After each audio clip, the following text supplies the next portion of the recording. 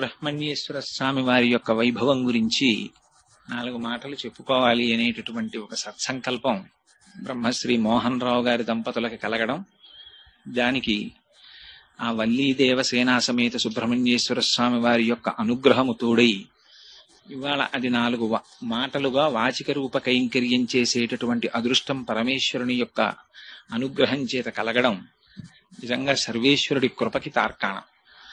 ఎందుచేత ఈ మాటలు అంటున్నానంటే, ఇది ఆషాఢ మాసం, ఉత్తరాయణం పూర్తవుతోంది, ఇంకా కొద్దిలో మనం దక్షిణాయనంలోకి ప్రవేశిస్తాం. దక్షిణాయనం అంతా కూడా అనుష్ఠానానికి సంబంధించినటువంటి కాలం.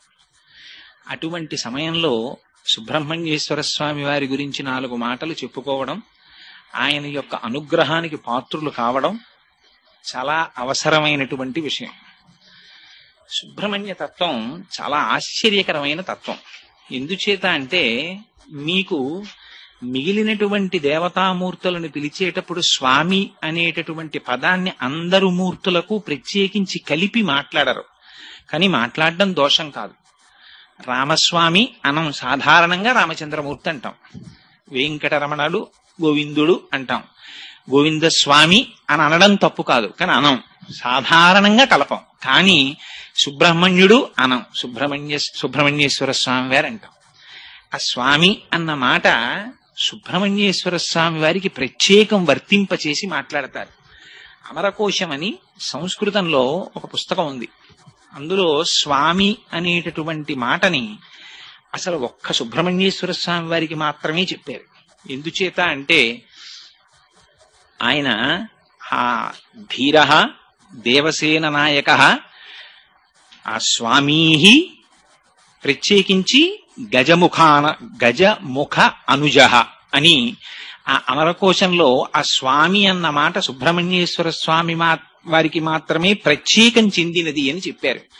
స్వామి అంటే సమస్తము తనది సొత్తుగా కలిగినటువంటి వాడు అని ఒక అర్థం.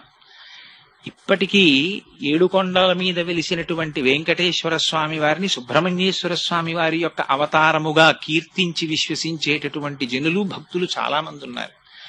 ఎందుచేత అంటే, వెంకటేశ్వర స్వామి అంటారంటే ఆయన విష్ణు స్వరూపం కదండి అని మీకు అనుమానం రావచ్చు. వెంకటేశ్వర స్వామి పరబ్రహ్మం, మీరు ఎలా కొలిస్తే అలా కనపడతారు ఆయన. పైగా అక్కడ కుమారధార అని ఒక ధార ఉంది. విశేషించి సుబ్రహ్మణ్యేశ్వర స్వామి వారు సాధారణంగా కొండల మీద వెలుస్తూ ఉంటారు. అక్కడ స్వామి కూడా 7 కొండల మీద ఉండడం అనేటటువంటిది ఒక ప్రత్యేకత. పైగా సుబ్రహ్మణ్యుడు కుండలినీ శక్తికి ప్రతీక. షట్చక్రముల యొక్క భేదనము జరిగిన తరువాత సహస్రారములో రమించేటటువంటి బ్రహ్మణ్య స్థితికి ఆ వెంకటేశ్వర స్వామి వారి యొక్క దర్శనం ఒక అపురూపమైనటువంటి సన్నివేశం. ఎందుచేత ఈ మాట అంటున్నానంటే, నేను ఒక చోట ఒక వ్యాఖ్యానంలో చదివాను. మనం వెంకటేశ్వర స్వామి వారి దర్శనానికి వెడతాం. మిగిలినటువంటి దేవతామూర్తుల దర్శనమునకు వెళ్ళినప్పుడు కలిగేటటువంటి అనుభూతి కన్నా వెంకటేశ్వర స్వామి వారి చేసేటటువంటి అనుభూతి వేరు. దానికి పేరే ఆనంద నిలయం. లోపలికి వెళ్లి దర్శనం చెయ్యగానే దివ్యమైనటువంటి ఆనందమునకు లోనైపోతారు. ఎందుచేత అంటే, షట్చక్ర భేదనము చేసిన తరువాత సహస్రారములో పరమశివ పర్యంక నిలయైనటువంటి పార్వతీదేవి దర్శనము లేదా ఆ పరబ్రహ్మ దర్శనము ఎంత గొప్పదో వెంకటాచలపతి దర్శనం అంత గొప్పది. అందుకని ఆ సుబ్రహ్మణ్యేశ్వర స్వామి వారి దర్శనమే వెంకటేశ్వర దర్శనముగా కీర్తించి పిలిచేవాళ్ళు ఉన్నారు. ఆయనకి కుమార అని పేరు.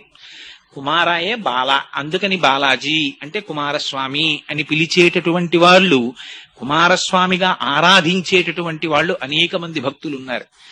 అయితే సుబ్రహ్మణ్యేశ్వర స్వామి వారి అవతారం చాలా ఆశ్చర్యకరమైనటువంటి అవతారం. మీకు ఆయన ఎంత ముగ్ధమోహనమైనటువంటి స్వరూపం అంటే, సాధారణంగా సుబ్రహ్మణ్యేశ్వర స్వామి వారి యొక్క చిత్తరువుని ఎవరైనా ఇలా చూశారనుకోండి, ఆయన మూర్తిని ముద్దులు మూట కట్టేస్తున్నాడండి అంటారు. ఎంత అందంగా ఉంటాడంటే ముమ్మూర్తుల వాళ్ళ అమ్మగారి పోలిక. అంటే మరో మాటలో చెప్పాలి అంటే పార్వతీదేవి పోలిక. అంత అందంగా ఉంటాడు ఆయన.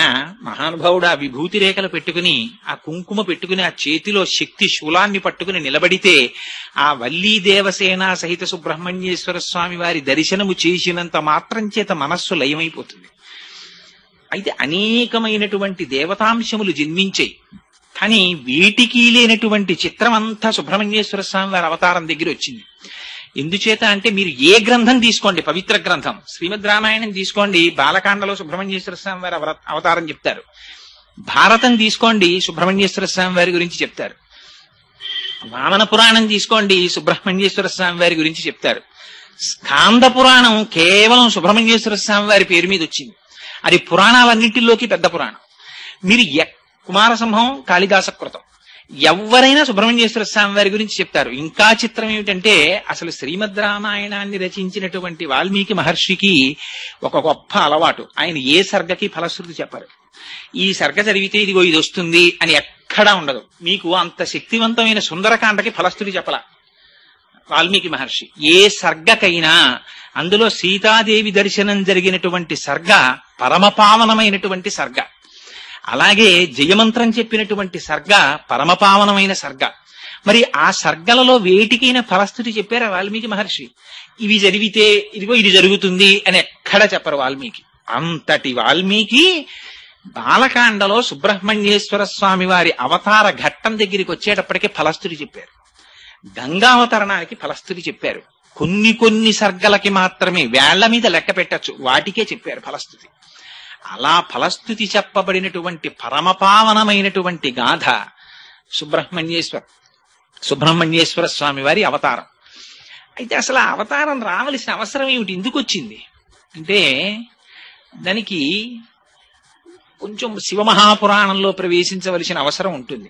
ఎందుచేత అంటే నేను ఇందాక మీకు మనవి చేసినట్టు అనేకమైనటువంటి గ్రంథాల్లో కుమార సంభవం గురించి, సుబ్రహ్మణ్యేశ్వర స్వామి వారి యొక్క అవతార విశేషాలని గురించి వర్ణన చేశారు. కొద్ది కొద్దిగా మార్పులు ఉంటాయి. అయితే విశేషించి రామాయణం బాలకాండలో చెప్పబడినటువంటి కుమార సంభవం సుబ్రహ్మణ్యేశ్వర స్వామి వారి అవతారం గురించి పూర్వకాలంలో ఒక అలవాటు ఉండేది. గర్భిణీ స్త్రీలు, అందులో అడ్వాన్స్డ్ స్టేజ్ ఆఫ్ ప్రెగ్నెన్సీ అంటాను చూసారా, ఒక 5 నెలలు దాటిపోయినటువంటి స్త్రీలు ప్రత్యేకం చెప్పించుకు వినేవారు ఈ 36-37 సర్గాల్ని. ఎందుకని అంటే అది విన్నట్టయితే దీర్ఘాయుష్మంతుడు, వీర్యవంతుడు, తేజోవంతుడైనటువంటి కుమారుడు జన్మిస్తాడని ఫలశ్రుతి. దీర్ఘాయుష్మంతుడు లభిస్తాడు, పుత్రపౌత్రాభివృద్ధి కలుగుతుంది, స్కందలోకాన్ని పొందుతారు అని చెప్పారు. అందుకని ప్రత్యేకం చెప్పించుకునేవారు 36-37 సర్గలకి వివరణ. అయితే అసలు సుబ్రహ్మణ్యేశ్వర స్వామి వారి అవతారం రావడానికి కావలసినటువంటి కారణాల్ని వాల్మీకి రామాయణంలో విశేషంగా వర్ణించలేదు. వర్ణించినది శివమహాపురాణంలో వర్ణించారు. అందుకని శివమహాపురాణంలోంచి క్లుప్తంగా మీకు ఆ కారణాన్ని వివరిస్తాను. పూర్వకాలంలో కశ్యప ప్రజాపతి దక్ష ప్రజాపతికి ఉన్నటువంటి 27 కుమార్తెలలో కొంతమంది కుమార్తెల్ని కశ్యప ప్రజాపతి వివాహం చేసుకున్నారు. ఆ చేసుకున్న వారిలో ఒకరి పేరు దితి. దితి అంటే ద్వైతాన్ని చూస్తుంది. రెండున్నాయి అని చూస్తూ ఉండడం అజ్ఞానం. ఆ ద్వైతాన్ని చూడడం దితి. ఆ దితి కశ్యప ప్రజాపతికి ఒక భార్య. దితి ద్వైతాన్ని చూస్తుంది కాబట్టి దితికి పుట్టే పిల్లలందరూ దైత్యులు, రాక్షసులు ఉంటారు. అదితి ఎప్పుడు ద్వైతం చూడదు, ఒక్కటి చూస్తూ ఉంటుంది. అందుకని అదితి సంతానం దేవతలు ఉంటారు. దితికి హిరణ్యకశిపులు జన్మించారు. నృసింహావతారంలో శ్రీ మహావిష్ణువు వాళ్ళని పరిమార్చారు. పరిమారిస్తే ఆవిడికి బాధ కలిగింది. భర్త అయినటువంటి కశ్యప ప్రజాపతిని వేడుకుంది. నాకు ఇంద్రుడితో సమానమైన బలం కలిగిన కుమారుడు, ఇంద్రుణ్ణి సంహరించగలిగిన కుమారులు కావాలి, ఏం చేయమంటారని అడిగింది. ఆయన ఒక పెద్ద వ్రతం చెప్పాడు. ఈ వ్రతం చేయి, నీకు పిల్లలు పుడతారన్నాడు. ఆవిడ వ్రతం చేసింది. సరే, రామాయణం బాలకాండలోనూ చెప్తారు, ఇతర పురాణాల్లోనూ చెప్తారు. పాపం ఆవిడ అంతవ్రతం చేసి చిన్న లోపం వచ్చింది. ఒకరోజు మధ్యాహ్నం అలిసిపోయి గడప మీద తల పట్టుకుని జుట్టు చివరి ముడి వేసుకోకుండా పడుకుంది. ఇంద్రుడు శుశ్రూష చేస్తున్నాడు. లోపల పెరుగుతున్నటువంటి కుమారులు తనని సంహరిస్తారేమోననేటటువంటి భయం చేత లోపలికి ప్రవేశించాడు. అపచారం జరిగింది కనుక తల్లి గర్భంలోకి వెళ్లి, అదితి కుమారుడు కనుక దితి తనకి తల్లి, లోపలికి ప్రవేశించి మారుదస్యేతి గర్భం శక్రోప్యభాషత అని ఏడవకంటంటూ లోపల ఉన్న పిండాన్ని నరికేశాడు. నరికేస్తే వాళ్ళు ఏడుస్తున్నారు. తల్లికి తెలివొచ్చింది. ఎంత పని చేశావయ్యా, పిండాన్ని నరికేశావా, పోన్లే వీళ్ళకి స్వర్గలోకంలో నీతో సమానమైన పదవులు ఇమ్మన్నారు. అంటే వాళ్ళు ఇంద్రుడి చేత నరకబడి ఏడవస్తున్నప్పుడు మారుదహ ఎడవకండి అనిపించుకున్నారు కాబట్టి వాళ్ళు మరుత్తులయ్యారు. వాళ్ళు స్వర్గలోకానికి వెళ్ళారు. అక్కడ ఇంద్రుడితో సమాన స్థాయిని అనుభవించారు. అరేరే, నాకు ఇంద్రుడితో సమానమైన పిల్లలు ఇప్పుడు పుట్టలేదని ఆవిడ క్లేశం కలిగింది. మళ్ళీ కశ్యప ప్రజాపతిని అడిగింది. మళ్ళీ కశ్యప ప్రజాపతితో వ్రతం చెప్పారు. మళ్ళీ వ్రతం చేసింది. ఈసారి బ్రహ్మాండమైన కుమారుడు ఒకడు జన్మించాడు. వాడి పేరు వజ్రాంగుడు. ఆయన శరీరం వజ్రం లాంటి శరీరం. ఆయనకి ఎప్పుడైతే అటువంటి శరీరం వచ్చిందో ఆ శరీర బలంతో దేవతల మీదకి దండెత్తాడు. ఇంద్రుణ్ణి పరవీభ్రష్టుణ్ణి చేసి ఇంతకు ముందు మా అమ్మకు గర్భాంతర్గతమైనటువంటి పిండాన్ని నరికాడు కనుక ఇంద్రుణ్ణి ఖైదు చేస్తానని తీసుకొచ్చి కారాగారంలో పెట్టాడు. దేవతలకి నాయకుడు లేడు. ఆ సమయంలో పాపం చతుర్ముఖ బ్రహ్మగారు బయలుదేరి కశ్యప ప్రజాపతి దగ్గరికి వచ్చి కశ్యప ప్రజాపతిని తీసుకుని వజ్రాంగుడి దగ్గరికి వెళ్ళారు. ఆయన ఇంద్రుణ్ణి ఖైదు చేసేమిట్రా, తప్పు విడిచిపెట్టమన్నారు. వీడు పరమపాపాత్ముడు, మా తల్లి యొక్క గర్భాంతర్గతమైనటువంటి పిండాన్ని నరికేశాడు. అయినా మీరు పెద్దలు వచ్చి అడిగారు కనుక విడిచిపెట్టేస్తున్నాను. నాకేం స్వర్గలోకాన్ని భోగించాలని కోరిక లేదని విడిచిపెట్టి ఆయన ఒక విచిత్రమైన కోరిక కోరాడు వజ్రాంగుడు. జరిగిపోయింది, నాకు అపారమైనటువంటి సత్వగుణము కలిగేటట్టుగా అనుగ్రహించవలసింది అన్నాడు. బ్రహ్మగారు ఉపదేశం చేశారు. సత్వగుణం ఆవిర్భవించింది. పరమభక్తుడైపోయాడు. అయితే బ్రహ్మగారు అంతర్ధానం చెందే ముందు వరాంగి అనేటటువంటి ఒక స్త్రీని సృష్టించి ఈయనకి ఇచ్చారు. ఈయన వరాంగిని తీసుకుని ఇంటికి వెళ్ళాడు. కొంతకాలం అయిపోయిన తర్వాత వరాంగి ఒక విచిత్రమైన కోరిక కోరింది. ఇంతకాలం నుంచి మీతో ఉన్నాను, నాకు ఒక కుమారుణ్ణి ప్రసాదించండి అంది. తప్పకుండా ప్రసాదిస్తాను అన్నాడు. ఎటువంటి కుమారుడై ఉండాలి? వాడి చేష్టితముల చేత విష్ణువుకు బాధ కలగాలని ఆవిడ కోరికది. ఆయన భర్త సత్వగుణాన్ని పొందాడు, భార్య తమోగుణాన్ని పొందింది. అరేరే, ఎంత మాట అడిగిందిరా, నేను ఇవాళ సత్వగుణంలో ఉన్నాను, ఇలాంటి కుమారుడు కావాలని అడిగిందని వెళ్ళి మళ్ళీ బ్రహ్మగారి గురించి తపస్సు చేశాడు. మళ్ళీ బ్రహ్మగారు ప్రత్యక్షమయ్యారు. ఏం కావాలన్నాడు. ఇదిగో ఎవ్వరి చేత ఓడింపబడినటువంటి కుమారుడు ఒకడు కావాలని అడిగాడు. తథాస్తు, జన్మిస్తాడన్నాడు. ఆయన వచ్చాడు, వీర్యాన్ని భార్య యందు నిక్షేపించాడు. అటువంటి కుమారుడే సంభవించాడు. ఆ కుమారుడు సంభవిస్తుండగానే దిక్కులన్నట అగ్నిహోత్రం పుట్టిందిట. భూమి నుంచి ధూళి పైకి రేగింది. సముద్రములు నదులు కల్లోలాన్ని పొందాయి. నక్కలు పెద్ద పెద్ద ఊళలు వేసే ఊళ్లల్లోకి వచ్చి కాకులు గ్రద్దలు నిష్కారణంగా అరుపులు మొదలెట్టాయి. గోవుల కన్నుల వెంట నీరు కారిందిట. వాటి పొదుగుల మీద రక్తం చిమ్మిందిట. కనపడకూడనటువంటి దుశ్శకునములన్నీ కనపడ్డాయి. ఆ సమయంలో కశ్యప ప్రజాపతి వచ్చి ఆ పిల్లవాడికి తారకుడు అని నామకరణం చేశాడు. ఈ తారకాసురుడు బ్రహ్మగారి గురించి తపస్సు చేశాడు.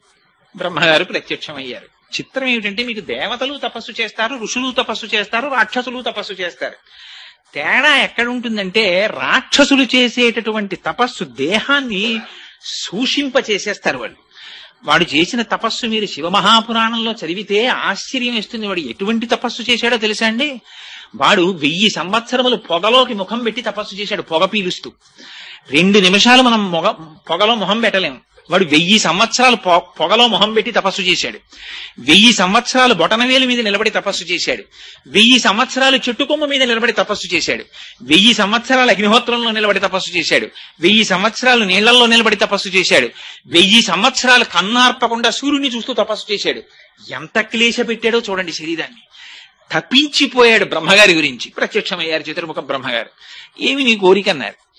వాడు ఎంత చిత్రమైన కోరికలు కోరుతారో చూడండి. ఇంత తపస్సు చేసి రాక్షసులు వాడు అన్నాడు, బ్రహ్మగారు మీరు సృష్టి చేశారు కదా, మీ సృష్టిలో ఉన్నటువంటి వాడు ఎవ్వడూ నన్ను ఓడించకూడదు. 2, నేను నిర్జింపబడాలంటే పరమశివుని యొక్క వీర్యమునకు జన్మించినటువంటి వాడి చేత నేను సంహరింపబడాలి. నాకు ఈ వరం ఇమ్మన్నాడు. తథాస్తన్నాడు. ఆయన వెళ్ళిపోయారు. ఇక్కడ వచ్చింది పెద్ద చిక్కంత. పరమశివుడికి వీర్యస్ఖలనం ఏమిటి అసలు?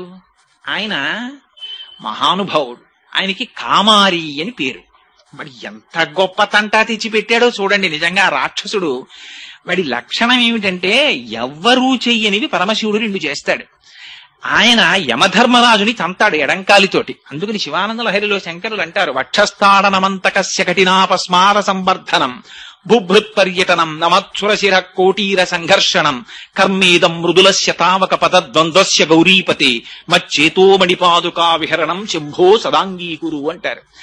ఎడంకాలతో తన్ని అవతల బారేశాడు యమధర్మరాజుని. చంద్రశేఖర చంద్రశేఖర చంద్రశేఖర పాహిమాం చంద్రశేఖర చంద్రశేఖర చంద్రశేఖర రక్షమాం అంటే మార్కండేయుడు. కామారి అయి ఆ మన్మధుడు వచ్చి బాణం వేస్తే మూడో కన్ను తెరిచి కాల్చి అవతల పారేశాడు. మనం పుట్టామంటే కారణం మన్మథ బాణాలు తల్లిదండ్రుల మీద పడ్డాయి. చనిపోయామంటే కారణం యమధర్మరాజు గారు పాశం వేసి తీసేశాడు. అందుకని పరమశివుడి పాదాలు పట్టుకుంటే ఏమవుతుంది? యముడి పాశం పడదు, మన్మథ బాణం తల్లిదండ్రుల మీద పడదు. అంటే ఏమవుతుంది? వాడు పునరావృత్తి రహిత శాశ్వత శివ సాయుధ్యమును పొందుతాడు. అందుకని ఆయన మూడవ కంటి మంటకి కాముణ్ణి కాల్చేసిన వాడికి కామం ఏమిటి, ఆయనకి వీర్య స్ఖలనం ఏమిటి?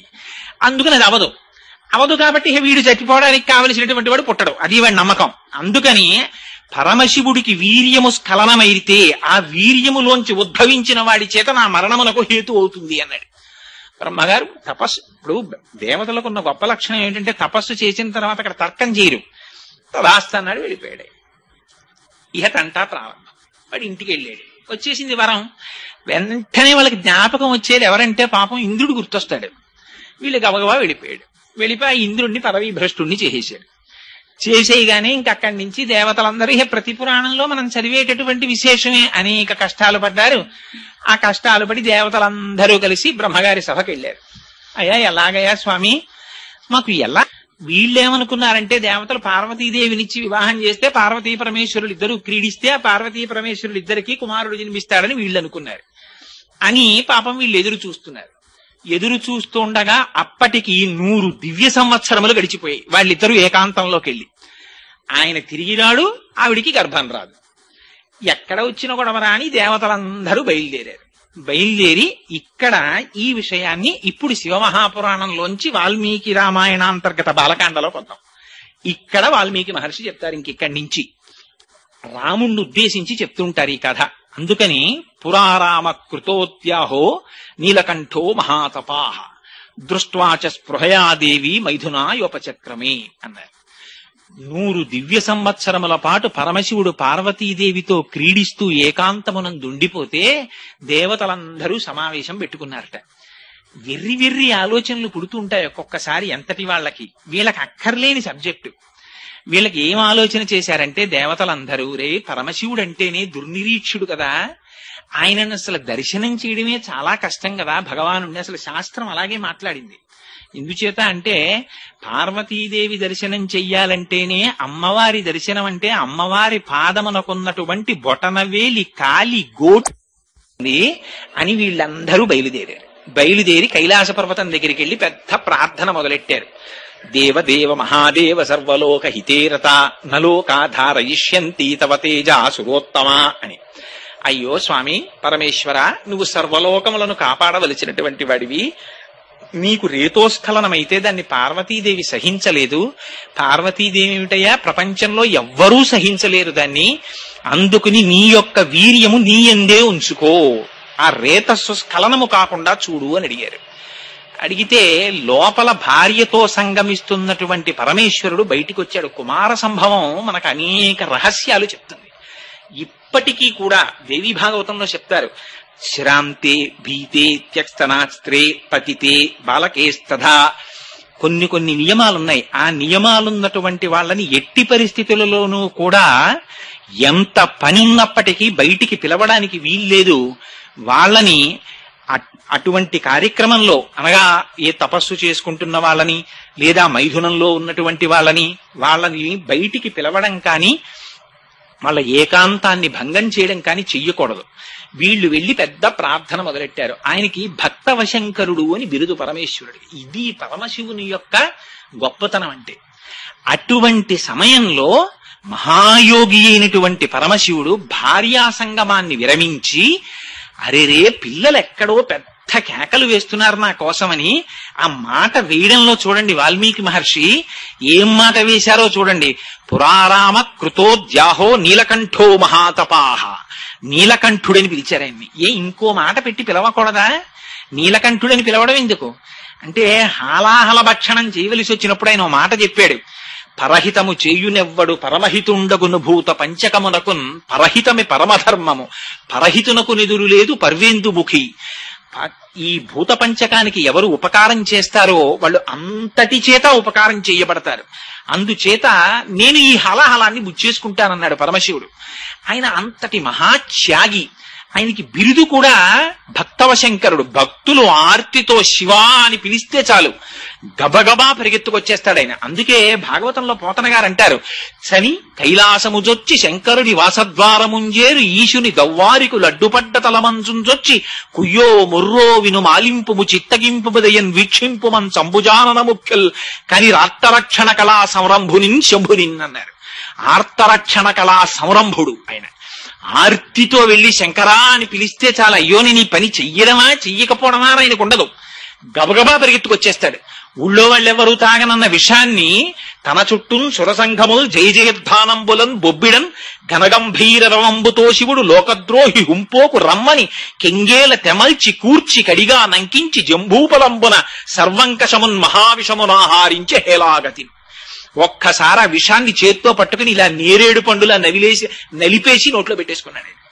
అంతటి మహాపురుషుడు కనుక తీరా నోట్లో పెట్టుకున్నాక గుర్తొచ్చిందిట, ఉదరము లోకంబులకును సదనంబుకు పెరిగి శివుడు చతుల విషాగ్ని కుదురుకునే కంఠబిలమున పగిలంబుగా నిల్పేసు మధురసు ఫలరసం క్రియన్. అరే రే మింగేస్తే అధోలోకాలు పోతాయి కడుపులో ఉన్నవి అని మింగడం మానేసి కక్కడం మానేసి కంఠంలో పెట్టేసుకున్నట్ట నీలకంఠుడయ్యట్టయిన. అందుకని ఆ నీలకంఠ అనేటప్పటికీ మన కోసం పరిగెత్తుకొచ్చే స్వామి గుర్తొస్తాడు. అందుకని మహాత్యాగి. భార్యతో మైథనములో ఉన్నానన్న విషయమును కూడా మరచి బయట భక్తులు ఆర్తితో పిలిచి నీ వీర్యము నీయందు ఉంచుకో అంటుంటే పరిగెత్తుకొచ్చాడు. వచ్చి నీకెందుకురా ఈ విషయం అని అడగాలి ఇంకోడైతే. ఆయన అన్నాడు, అరే రే నాయనా మీ అందరు వచ్చారా, నాకు ఈ విషయం చెప్పడానికి, ఇది పెద్దలకి చెప్పవలసిన విషయమే. దేవతలు చూడండి, అయినా భగవానుని యొక్క ఔదార్యం చూడండి పరమశివుడు. అందుకని వాళ్ళని జగత పితరౌ వందే పార్వతీ పరమేశ్వరౌ అని కీర్తించారు మహానుభావుడు. నిత్యాయ త్రిగుణాత్మనే పురజితే కాచాయనీ శ్రేయసే సత్యాయాజ్య కుటుంబినే మునిమన ప్రత్యక్ష చిన్మూర్తయే మాయా సృష్ట జగత్రయాయ చకలాం నాయాంత సంహారిణే సాయంతాండవ సంభ్రమాయ జటినే సేయం పతిశంభవే అంటారు శంకర భగవత్పాదులు. అంతటి మహానుభావుడు కనుక ఆయన అన్నాడు, దానికి ఏముందయ్యా, నా వీర్యమును నాయందే ఉంచుకుంటాను. కానీ ఒక్క విషయం, రేతస్థానము నుంచి కదిలిపోయింది. జారిపోతున్న వీర్యం కింద పడితే తప్ప, వీర్యోద్భవుడైన కుమారుడు జన్మిస్తే తప్ప తారకాసుర సంహారం జరగదు. ఎవరు పట్టుకుంటారు? పార్వతీదేవి యందు నిక్షేపించద్దని మీరు అన్నారు కదా, ఎక్కడ విడిచిపెట్టమంటారని అడిగాడు. అడిగితే ఉపద్రవం వచ్చేటప్పటికి వాడండి అంటే వాడండి అని చెప్తాం. ఏదైనా సాధించేటప్పటికి వీడెళ్ళి ముందు చెప్తాడు. సుందరకాండలో హనుమ వెళ్ళి చెప్పలేదు, నేను దర్శనం చేశాను, వానరులందరూ చెప్పేశారు అక్కడ ఉందండి సీతమ్మ, అక్కడ ఉందండి సీతమ్మ అని. ఆఖరణ హనుమంతుడికి చోటిచ్చారు వెళ్ళి మాట్లాడడానికి. అలా వీళ్ళందరూ ఎవరు భరిస్తారా అనేటప్పటికీ పక్కకి తప్పుకున్నారు. ఒక్కళ్ళేడు శివవీర్యం భరించగలిగిన వాడేవాడు. భరించడం అనేటప్పటికి అందరికీ గుర్తొచ్చింది భూమి. ఎందుకంటే పాపం ఆవిడికి ఒక పెద్ద బిరుదుంది, అన్నిటినీ భరిస్తుంది ఆవిడ. అందుకే కదా సుందరకాండలో రామాయణంలో వాల్మీకి మహర్షి ఆవిడకు ఒక గొప్ప బిరుదులు ఇచ్చారు. క్షితి క్షమా పుష్కర సన్నిభాక్షి యరక్షిత రఘవ లక్ష్మణాభ్యాం సారాక్షసీభి వికృతేక్షణాభి సంరక్షిత సాంప్రతి వృక్షమూలే అంటారు సీతమ్మని. తినడానికి కావలసింది ఆవిడే ఇస్తుంది, కింద విడిచిపెట్టేసిన దాన్ని ఆవిడే పుచ్చుకుంటుంది, తాగడానికి కావలసింది ఆవిడే ఇస్తుంది, వీడు విడిచిపెట్టేసిన దాన్ని ఆవిడే పుచ్చుకుంటుంది, వీడు గుణపం వచ్చి గోతులు పెట్టేసినా ఆవిడ ఊరుకుంటుంది, ఆఖరికి వీడిని తీసుకెళ్లి ఆవిడలో పూడ్చి పెట్టేసినా ఒక్కనాడే ఆవిడికి నమస్కారం చేయకపోయినా కౌగిలించుకుని కడుపులో పెట్టుకుంటుంది. అటువంటి తల్లి కదా. అందుకని భరించడం బాగా తెలిసిన ఆవిడ్ని చూపించారు. ఆవిడ్ని చూపించి, ఇదిగోనయ్యా స్వామి భూమి ఉంది కదా, ఈవిడి మీద విడిచిపెట్టేసేయన్నారు. అంటే ఆ భూమి ప్రతిఘటించలేదు. అందుకని పరమశివుడు తన రేతస్సుని భూమి మీద విడిచిపెట్టాడు. విడిచిపెట్టేటప్పటికీ యత్తేజ క్షుభితం ఏతద్ధరా ధారయిష్యతి తతో దేవా పునరిరమూచశ్చాద హుతాశనం అన్నారు వాల్మీకి మహర్షి. ఆ వీర్యం ప్రవహించడం మొదలెట్టింది భూమి మీద. అది ప్రవహించడం మొదలెడితే శివతేజస్సుని భరించగలిగినటువంటి వాడేవాడు. శివతేజస్సు అంటే శివుడే. ఇంకా భరించలేకపోయింది భూమి. భరించలేక గజ గజ గజ గజ వణికిపోయింది. ఉనికిపోతే అప్పుడు దేవతలందరూ చూశారు. వాళ్ళ గొప్పతనం చూడండి, ఆ తెలివితేటలు చూడండి వాళ్ళవి. ఎందుకు భూమి ఇంత కాలిపోతోందంటే తేజస్సు వేడి. వేడిని వేడి భరించగలదు. అందుకని అగ్నిహోత్ర నువ్వు వెళ్ళి పుచ్చేసుకుని కొంత నీ కడుపులో పెట్టేసుకో అన్నారు. నువ్వు వేడి కదా, అందుకని నీలో పెట్టుకోమన్నారు. అంటే ఇందులో చమత్కారం కూడా ఏమిటంటే వాళ్ళు చేసిన పొరపాటుని పరమశివుడు చక్కదిద్దుతున్నాడు. ఎందుకని ఆయనే అష్టమూర్తి తత్వం మళ్ళీ పరమశివుడిదే. అందుకే కాంచీపురంలో పృథివీలింగం, జంబుకేశ్వరంలో జలలింగం, అరుణాచలంలో అగ్నిలింగం, చిదంబరంలో ఆకాశలింగం, శ్రీకాళహస్తిలో వాయులింగం, కోణార్కలో సూర్యలింగం, సీతాగుండంలో చంద్రలింగం, కాఠ్మండూలో యజమానలింగం. 8 పరమశివుని యొక్క మూర్తులే. అష్టమూర్తి తత్వం కనుక అగ్నిహోత్ర స్వరూపంతో వచ్చి ఆయనే కొంత వీర్యాన్ని మళ్ళీ తనలోకి తీసుకున్నారు. ఈ మిగిలిన వీర్యం భూమి మీద ప్రవహించింది. ఆవిడ భరించలేకపోయింది ఆ వేడిని. భరించలేక చిత్రం చూడండి, ఆవిడ తీసుకెళ్లి గంగలో వదిలేసింది. గంగ వేడెక్కిపోయి నేను భరించలేని తీసుకెళ్లి హిమాలయ పర్వతాల మీద వదిలేసింది, ఇంకొంచెం చల్లగా ఉంటాయని. హిమాలయ పర్వతాలు అమ్మ బాబోయ్ నేను భరించలేనని కిందకు వదిలేసింది. అక్కడ రెల్లు పొదలు పుట్టాయి. ఈలోగా జాత రూపమితి ఖ్యాతం అని ధాతువులన్నీ పుట్టాయి, లోహాలన్నీ పుట్టేశాయి. పెద్ద తెల్ల కొండ ఏర్పడిపోయింది, అది కైలాసం అయిపోయింది. అక్కడ రెల్లు పొదలు పుట్టాయి. ఆ రెల్లు పొదల్లో ఏడుస్తూ పిల్లవాడు కనబడ్డాడు. దివ్యం శరవణం చైవ పావకాదిత్య సన్నిభం, ఆయనే సుబ్రహ్మణ్యేశ్వరుడు అన్నాడు. అయితే చిత్రం ఏమిటంటే వాల్మీకి రామాయణంలో ఇది చెప్పడంలో ఒక గమ్మత్తు పాటించారు. సంక్షిప్తంగా ఇలా చెప్పి వెంటనే అన్నారు, ఈ కొడుకు పుట్టాడు కదా వీళ్ళకి సంతోషం వచ్చేసింది. వాడు తండ్రి ఎన్ని కష్టాలు పడ్డాడో వీళ్ళకి అనవసరం. అమ్మయ్య సేనాధిపతి దొరికాడని వీళ్ళందరూ వెళ్లి పార్వతీ పరమేశ్వరులు ఇద్దరికి నమస్కారం చేద్దామని వెళ్ళారు. పూలు పళ్ళు పట్టుకెళ్లి స్వామి ఓసారి వస్తే నమస్కారం పెడతామన్నారు. అంటే పార్వతీదేవి బయటికి వచ్చింది, ఎంత పని చేశారా మీరు? స్త్రీ కోరుకునేటటువంటి గొప్ప సౌభాగ్యం ఏమిటి? భర్తని తనయందు మొయ్యాలనుకుంటుంది. ఇది భార్యాస్వరూపం అంటే. భర్త తను ఒక్క తాళి కట్టిన భార్యకి తప్ప అన్యులకు ఇవ్వకూడనటువంటి కటాక్షం తనని తన భార్య యందు నిక్షేపిస్తాడు. ఆ భార్య తన పతి యొక్క స్వరూపాన్ని తన కడుపులో పెంచి పెద్ద చేసి ప్రసవిస్తుంది తప్ప తన స్వరూపాన్ని వేరొక చోట నిక్షేపించకూడదు పురుషుడు. అందుచేత నా భర్త యొక్క స్వరూపాన్ని భరించవలసినది నేను కడుపులో, కానీ నేను భరించలేనని మీరు వీర్యస్ఖలనం చేయించారు పరమశివుడి చేత, భూమి చేత భరింపచేశారు. అందుకని మీకు నేను శాపం ఇస్తున్నాను. ఏమిటో తెలుసా? అపత్యం స్వేషు దారేషు యస్మాన్నోత్వాదయిష్యథ అవనేనైక రూపత్వం బహుభార్యా భవిష్యసి నచ పుత్ర కృతాం ప్రీతిం మత్క్రోధ కలుషీకృత ప్రాప్యసి త్వం సుదుర్మేధే మమ పుత్రమనిచ్చతి. పార్వతీదేవి శపించింది. ఏమని? అపత్యం స్వేషు దారేషు, దేవతలారా మీ ఎవ్వరి భార్యలకి ఇహ సంతతి పుట్టారు. ఇక మీ యొక్క భార్యలందరూ నిస్సంతులై ఉండిపోతారు. అక్కడితో 33 కోట్ల దేవతలు ఆగిపోయారు. ఇహ ఆనాటి నుంచి ఈనాటి వరకు దేవతల సంఖ్య 33 కోట్లు. మిగిలిన ఏ అవతారంలోనూ ఈ చిత్రం లేదు. ఒక్క సుబ్రహ్మణ్యేశ్వర స్వామి వారి అవతారం దగ్గరికి వచ్చేటప్పటికి ఇంత చిత్రం జరిగింది. దేవతల సంఖ్య ఆగిపోయింది. దేవతలు అయిపోయారు. వచ్చి ప్రార్థన చేసినందుకు ముఖం తిప్పి చూసింది, భూమి కనపడింది.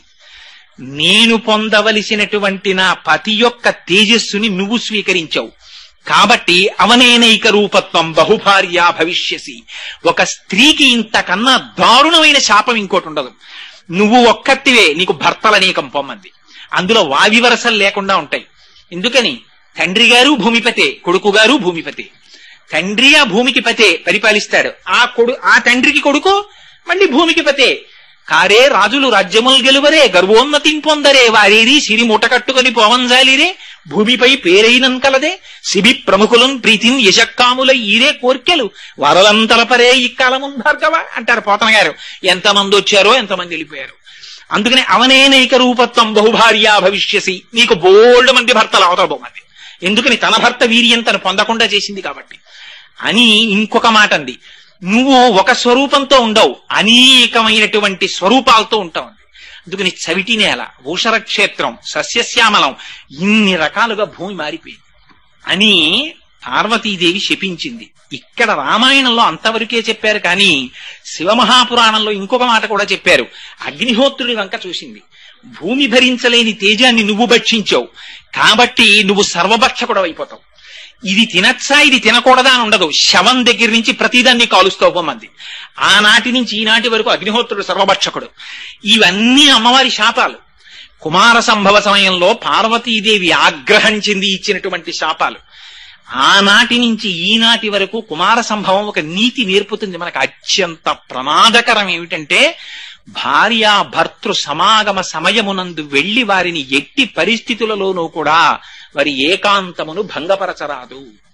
అది పరమ పవిత్రమైనటువంటి కృత్యం. పూర్వం సృష్టి కార్యం అదొక యజ్ఞం కింద చూసేవారు పెద్దలు. సరే, దాని గురించి నేను పెద్ద చర్చ చేయదలుచుకోలేదనుకోండి. అందుచేత అమ్మవారు శపించింది.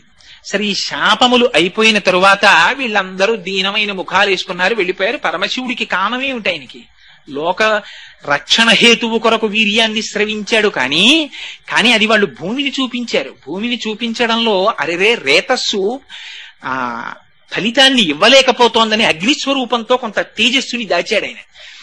వెళ్ళిపోయారు. పార్వతీ పరమేశ్వరులు ఉత్తర దిక్కుకు వెళ్లి తపస్సు చేసుకుంటున్నారు.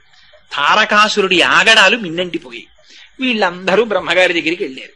వెళ్ళి, అయ్యయ్యో మహానుభావ, మేము బుద్ధి లేక పరమశివుని యొక్క రేతస్సు భూమి మీద పడేటట్టు చేశాం. ఈనాడు దేవతలకి నాయకుడు లేడు, మమ్మల్ని ఏం చెయ్యమంటావని అడిగారు. బ్రహ్మగారు, నేను అప్పుడప్పుడు చెప్తుంటానే, ఆయన కన్సల్టెంట్ ఫిజిషియన్ లాంటివాడు. ఆయన చతుర్ముఖ బ్రహ్మగారి దగ్గరికి వెళితే ఆయన ఒక అద్భుతమైన సలహా ఇస్తాడు. ముందు డయాగ్నోసిస్, ఇది చెయ్యి ఏమిటో ఇక్కడ నొప్పెడుతోందండి అంటే ఊళ్ళో ఫలానా న్యూరాలజిస్ట్ దగ్గరికి వెళ్ళండి అని రిఫరెన్స్ రాసిస్తాడు. ముందు డయాగ్నోసిస్ ఆయన చేస్తాడు, పర్ఫెక్ట్ డయాగ్నోసిస్. అందుకని చతుర్ముఖ బ్రహ్మగారు అన్నారు, అబ్బాయి, ఇప్పుడు శివవీర్యాన్ని ధరిస్తే కదా అసలు పిల్లవాడు పుట్టడం.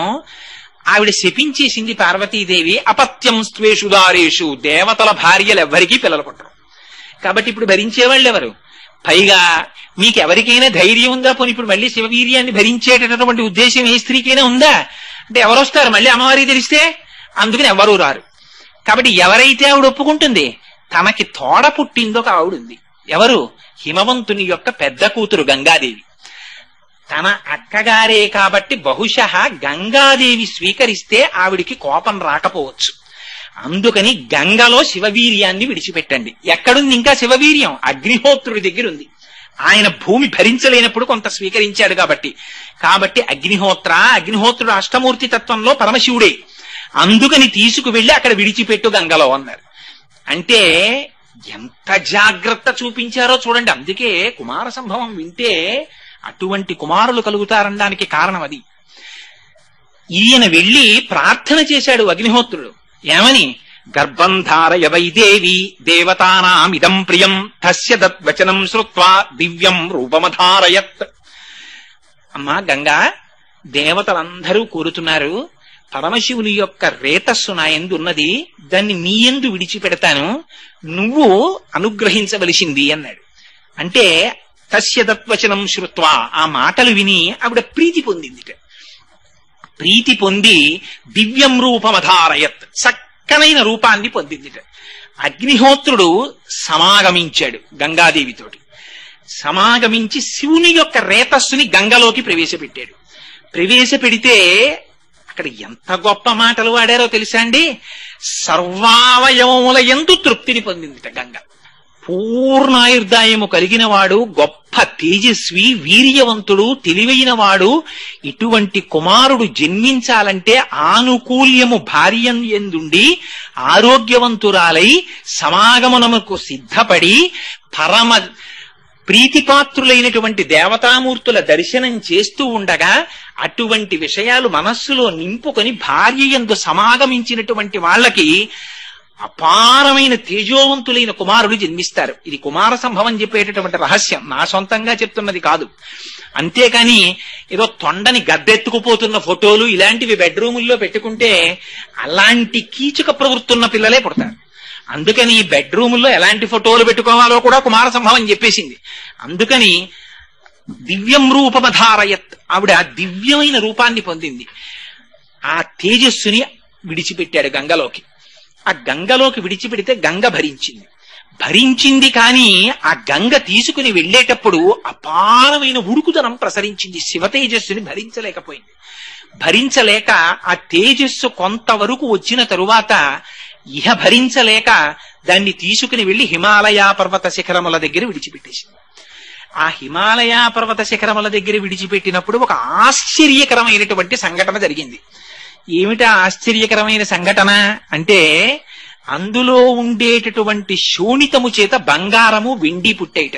సర్వం పర్వత సన్నద్ధం సవర్ణ భవద్వనం జాత రూపమితి ఖ్యాతం తదా ప్రభృతి రాఘవ అన్నారు వాల్మీకి మహర్షి. ఇవాళ మనం వాడుకుంటున్న లోహాలన్నీ ఎక్కడి నుంచి వచ్చాయో తెలుసా అండి? పరమశివ వీర్యంలోంచి వచ్చాయి. అందులో ఉన్నటువంటి శోణితము బంగారము వెండిగా మారిపోయింది. అందులో ఉన్న క్షారము రాగి ఇనుముగా మారిపోయింది. అందులో ఉన్న మలము సీసము తగరముగా మారిపోయింది. అందుకే మళ్ళీ ఇవన్నీ తిరిగిపోతే ఆయుర్వేదంలో అందుకే పాదరసాన్ని శివవీర్యం కింద చెప్తారు. ఇవి మళ్ళీ ఇవన్నీ వెళ్ళి ఈ సీసము తగరములో కరిగిపోతుంది, తగరము రాగిలో కరిగిపోతుంది, రాగి వెండిలో కరిగిపోతుంది, వెండి బంగారంలో కరిగిపోతుంది, బంగారాన్ని పాదరసం తినేస్తుంది. ఇన్ని ధాతువులు ఇవన్నీ ఏర్పడడానికి కావలసినటువంటి శక్తి ఆ శివవీర్యంలోంచి ప్రవహించింది. బ్రహ్మాండమైనటువంటి వెండి కొండ ఏర్పడిపోయింది. అక్కడ దివ్యం శరవణం చైవ, అక్కడ తదగ్నినా పునర్వ్యాప్తం సంజాత శ్వేత పర్వతం దివ్యం శరవణం చైవ పావకాదిత్య సన్నిభం అన్నారు. రెల్లు పొదలు పుట్టాయి. ఆ రెల్లు పొదల్లోంచి ఒక పిల్లవాడు జన్మించాడు. ఆ పిల్లవాడే శరవణ భవుడని పిలిచారు. అవి నిజానికి బీజాక్షరాలు. ఆయనది షడక్షరి మహామంత్రం సుబ్రహ్మణ్యేశ్వర స్వామి వారిది. అవే శరవణ భవ. ఆయనకి శరవణ భవ అన్నది బీజాక్షర సంయుక్తమైన నామం. సుబ్రహ్మణ్యేశ్వర ఎందుకు వచ్చింది అంటే సు అంటే శుద్ధమైన బ్రహ్మణ్య స్వరూపమైనది. ఆయన అగ్నిహోత్రం తీసుకొచ్చినటువంటి వీర్యము నుంచి జన్మించిన వాడు కాబట్టి ఆయనకి పావకుడు అని పేరొచ్చింది. ఇలా జన్మించినటువంటి పిల్లవాడికి పాలిచ్చేవాళ్ళు కావాలి కదా శిశువుకి. ఎవరిస్తారు పాలు? అందుకని వీళ్ళు గబగబా చూశారు దేవతలందరూ. ఎవరిని పిలవాలనుకున్నారు? కృత్తికలు కనపడ్డాయి. కృత్తికలంటే ఆ 6 కృత్తికలు నక్షత్రములు ఆకాశ మార్గంలో ఉంటాయి. వాటి వలన ఆధ్యాత్మిక శక్తి వస్తుంది. ఆ కృత్తికల్ని పిలిచి పాలిమ్మన్నారు. వాళ్ళన్నారు తా క్షీరం జాతమాత్రస్య కృత్వా సమయముత్తమం దధు పుత్రో యమస్మాకం సర్వాసామితి నిశ్చిత. అలాగేనయ్యా మేము పాలిస్తాం, కానీ ఎక్కడో పుట్టిన పిల్లవాడికి మేమెందుకు ఇస్తాం పాలు? పుట్టినవాడు సామాన్యుడా, శివకుమారుడు. అటువంటి పిల్లవాడికి తల్లన్న పేరు మాకు రావాలి మేము పాలిస్తే. అందుకని మా పిల్లవాడన ఆయనకి పేరు పెడితే మేము ఆయనకి పాలిస్తాం అన్నారు. ఆ పిల్లవాడు బతికి బట్ట కట్టి దేవసేనకి నాయకుడైతే కానీ తారకాసుడు సంహరింపబడ్డావు. అలాగే తప్పకుండా పిలుస్తాం, మీరు పాలివ్వండి అన్నారు. కృత్తికలు 6 పాలిస్తుంటే 6 ముఖములతో తాగాడు కాబట్టి ఆయన షడాననుడు అయ్యాడు, షణ్ముఖుడు అయ్యాడు. 6 ముఖములతో పాలు కృత్తికల దగ్గర తాగాడు కాబట్టి కార్తికేయుడయ్యాడు. గంగాదేవి యొక్క గర్భము స్రవిస్తే పుట్టినవాడు కాబట్టి స్కందుడయ్యాడు. ఇన్ని పేర్లతో ఒక్కసారి జన్మించాడు ఆయన. జన్మిస్తే సూర్యునకు ఎదురు నిలిచినటువంటి సూర్యుడా అన్నంత తేజస్సుతో వెలిగిపోతున్నాడు ఆయన. ఆ వెలిగిపోతున్నటువంటి సమయంలో ఈ దేవతలందరూ పరమ ప్రీతిని చెందారు. అమ్మయ్యా ఇటువంటి పిల్లవాడు జన్మించాడ్రా, ఇంకా మన కష్టాలన్నీ గట్టెక్కిపోయాయి అనుకున్నారు. అక్కడే చెప్తారు సువర్ణం పురుష వ్యాఘ్ర హుతాశన సమప్రభం తృణవృక్ష శిలాగుల్మం సర్వం భవతి కాంచనం. ఆయన యొక్క కాంతి చేత, శివరేతస్సు నుంచి ఏర్పడిన ధాతువుల కాంతి చేత సర్వం బంగారుమయంగా గోచరించిందిట. అంత కాంతులు పుట్టేశాయి. ఇదిగో ఈ సుబ్రహ్మణ్యేశ్వర స్వామి వారు జన్మించినటువంటి ఈ కథని ఎవరు వింటున్నారో వాళ్ళకి సామాన్యమైనటువంటి ఫలస్థుతి కాదు. ఇది విన్న వాళ్ళకి ఆయుష్మాన్ పుత్రపౌత్రశ్చ స్కంద సాలోక్యతాం వ్రజేత్ అన్నారు. భక్తిశ్చయ కార్తికేయో కాకుచ్చ భువిమానవ. ఈ భూలోకంలో ఎవరైనా కూర్చుని సుబ్రహ్మణ్యేశ్వర స్వామి వారు జన్మించినటువంటి కథని శ్రద్ధాభక్తులతో విన్నంత మాత్రం చేత వాళ్ళకి అకాల మరణము ఉంటే జాతకంలో అది ఆ దోషము పోయి వాళ్ళకి దీర్ఘాయుర్దాయం కలుగుతుంది. గర్భిణీ స్త్రీలు వింటే దీర్ఘాయుష్మంతుడు, వీర్యవంతుడు, తేజోవంతుడైన కుమారుడు జన్మిస్తాడు. సరికదా వంశం నిలబడుతుంది. నిలబడి ఇంతకు ముందు పుత్ర సంతానము ఉండకూడదని జాతకంలో ఉంటే సుబ్రహ్మణ్యేశ్వర స్వామి వారి యొక్క జననమును వింటే వాళ్ళకి కొడుకులు పుడతారు. అందుకని చిట్ట చివర స్కందలోకాన్ని పొందుతారు. నేను స్కందసాలోక్యతాం వ్రజేత్ అని ఫలస్థుతి చెప్పారు. అయితే అలా చెప్పేస్తే పూర్తయిపోయింది కదండి. కానీ చిత్రం ఏమిటంటే దీని మీద సుబ్రహ్మణ్యేశ్వర స్వామి వారి జననంలో ఉన్నటువంటి గొప్పతనం ఎక్కడొచ్చిందంటే శంకర భగవత్పాదాచార్యులు బ్రహ్మసూత్రాలకి భాష్యం రాశారు. భాష్యం రాస్తూ 32వ సూత్రానికి భాష్యం రాస్తూ ఒక మాట అన్నారు. సనత్కుమారుడు పరమశివునికి వరమిచ్చి కుమారుడిగా జన్మించినట్లు అని ఉటంకించారు చోట. ఇది చదివారు చంద్రశేఖర పరమాచార్యుల వారు.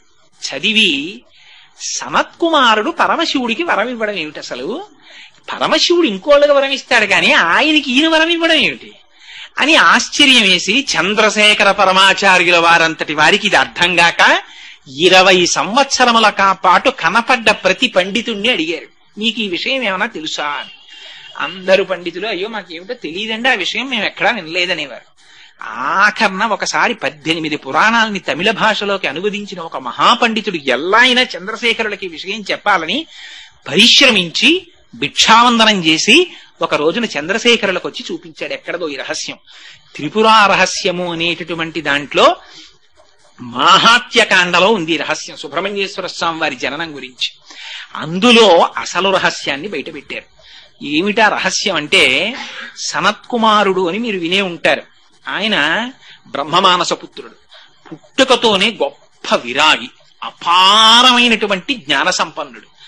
అటువంటి సనత్కుమారుడికి బ్రహ్మము తప్ప వేరొకటి కనపడదు. ఆయనకి సర్వకాలముల యందు అంతటా బ్రహ్మాన్ని చూస్తారు. అటువంటి సనత్కుమారుడు ఒక రాత్రి నిద్రపోతుండగా కలొచ్చింది. దేవతలందరినీ రాక్షసులు పీడిస్తున్నట్టు ఆయనకి ఆగ్రహం వచ్చి సనత్కుమారుడే దేవతలకి నాయకత్వం వహించి బయలుదేరి రాక్షసులందరినీ సంహరించినట్టు కలొచ్చింది. ఆయన ఆశ్చర్యపోయారు, ఇదేమిట్రా, నేను బ్రహ్మాన్ని చూసేటటువంటి వాడిని, నాకు రాక్షసులని దేవతలని ఉండవు కదా, నాకు ఎందుకు ఇలాంటి కళ వచ్చిందని మర్నాడు ఎవరిని అడగాలి, వాళ్ళ నాన్నగారిని అడగాలి. అందులో బ్రహ్మగారి దగ్గరికి వెళ్ళారు. నాన్నగారు, నాకు రాత్రి విచిత్రమైన కళ వచ్చిందండి, పడుకుంటే ఏమిటో నేను దేవతలకి నాయకత్వం వహించాంట, రాక్షసుల్ని చంపేశాంట, ఇలా కళ వచ్చింది, ఎందుకు వచ్చిందంటారని అడిగాడు. అంటే మనిషి యొక్క జీవితం ఎంత దూరం వెడుతుందో సుబ్రహ్మణ్యేశ్వర స్వామి వారి అవతార గాథ చెప్తుంది. అంటే బ్రహ్మగారు దివ్య దృష్టితో చూసో మాట చెప్పారు, నాయన నువ్వు కిందటి జన్మలో గొప్ప వేద పండితుడివి, నీకు వేదం అంటే మహామక్కువ, రాత్రి పగలు నీకెప్పుడు ఆ వేదమంత్రాలే చెప్తుండేవాడివి, వింటుండేవాడివి. నీకు వేదమంటే ప్రీతి కనుక వేదము చేత ప్రతిపాదింపబడిన మంత్రముల చేత హవిస్సులను తీసుకుని లోకమునకు ఉపకారము చేసేటటువంటి దేవతలంటే మిక్కిలి భక్తి. ఆ దేవతలకి శత్రువులైన రాక్షసులంటే క్రోధం. అది జన్మ మారిపోయి ఇక్కడికి వచ్చేసిన ఆ సంపర్కం ఇంకా ఉండిపోయింది. ఇప్పుడు కలొచ్చింది, వచ్చి ఇంకా దేవతలకి నువ్వు నాయకుడివై రాక్షసుల్ని చంపాలని కోరికుంది నీకు అన్నారు. కానీ ఇక్కడ చిత్రం ఏమిటో తెలుసా అండి, బ్రహ్మవాదికి సంతతము బ్రహ్మమును దర్శించేవాడి నోటి వెంట ఒక మాట అన్నాడు అనుకోండి, అది సత్యం అయిపోతుంది. వాడు సత్యం చెప్పడం కాదు, వాడు అన్నది సత్యం అవుతుంది. బ్రహ్మం పరమేశ్వరుడు దాన్ని సత్యం కింద మార్చేస్తాడు. అందుకని మరి సనత్కుమారుడికి కలొచ్చింది దేవతలకి నాయకుడు అవ్వాలని, ఎలా ఇప్పుడు దాన్ని సత్యం చేయడం? ఆయనేమో బ్రహ్మజ్ఞాని, ఆయనకి లోకంలో శత్రువు లేడు, మిత్రుడు లేడు. తుల్య నిందాస్తు తుర్మౌని సంతుష్టో ఏనకేనచిత్ తర్యేత స్థిరమతి భక్తిమాన్ మే ప్రియో నరః. ఆ స్థితిని పొందినవాడు ఎలా? అందుకని పార్వతీ పరమేశ్వరుడు కదిలొచ్చారు. కదిలొచ్చి నిలబడ్డారు. ఆయనకి ఇక్కడ బ్రహ్మం అక్కడ బ్రహ్మం ఏమిటి? నమ చోరాయిచ శిష్ప్యాయిచ ఫేన్యాయిచ శకత్యాయిచ హరిత్యాయిచ లోప్యాయిచ, ఎక్కడ చూసినా బ్రహ్మమే ఆయనకి.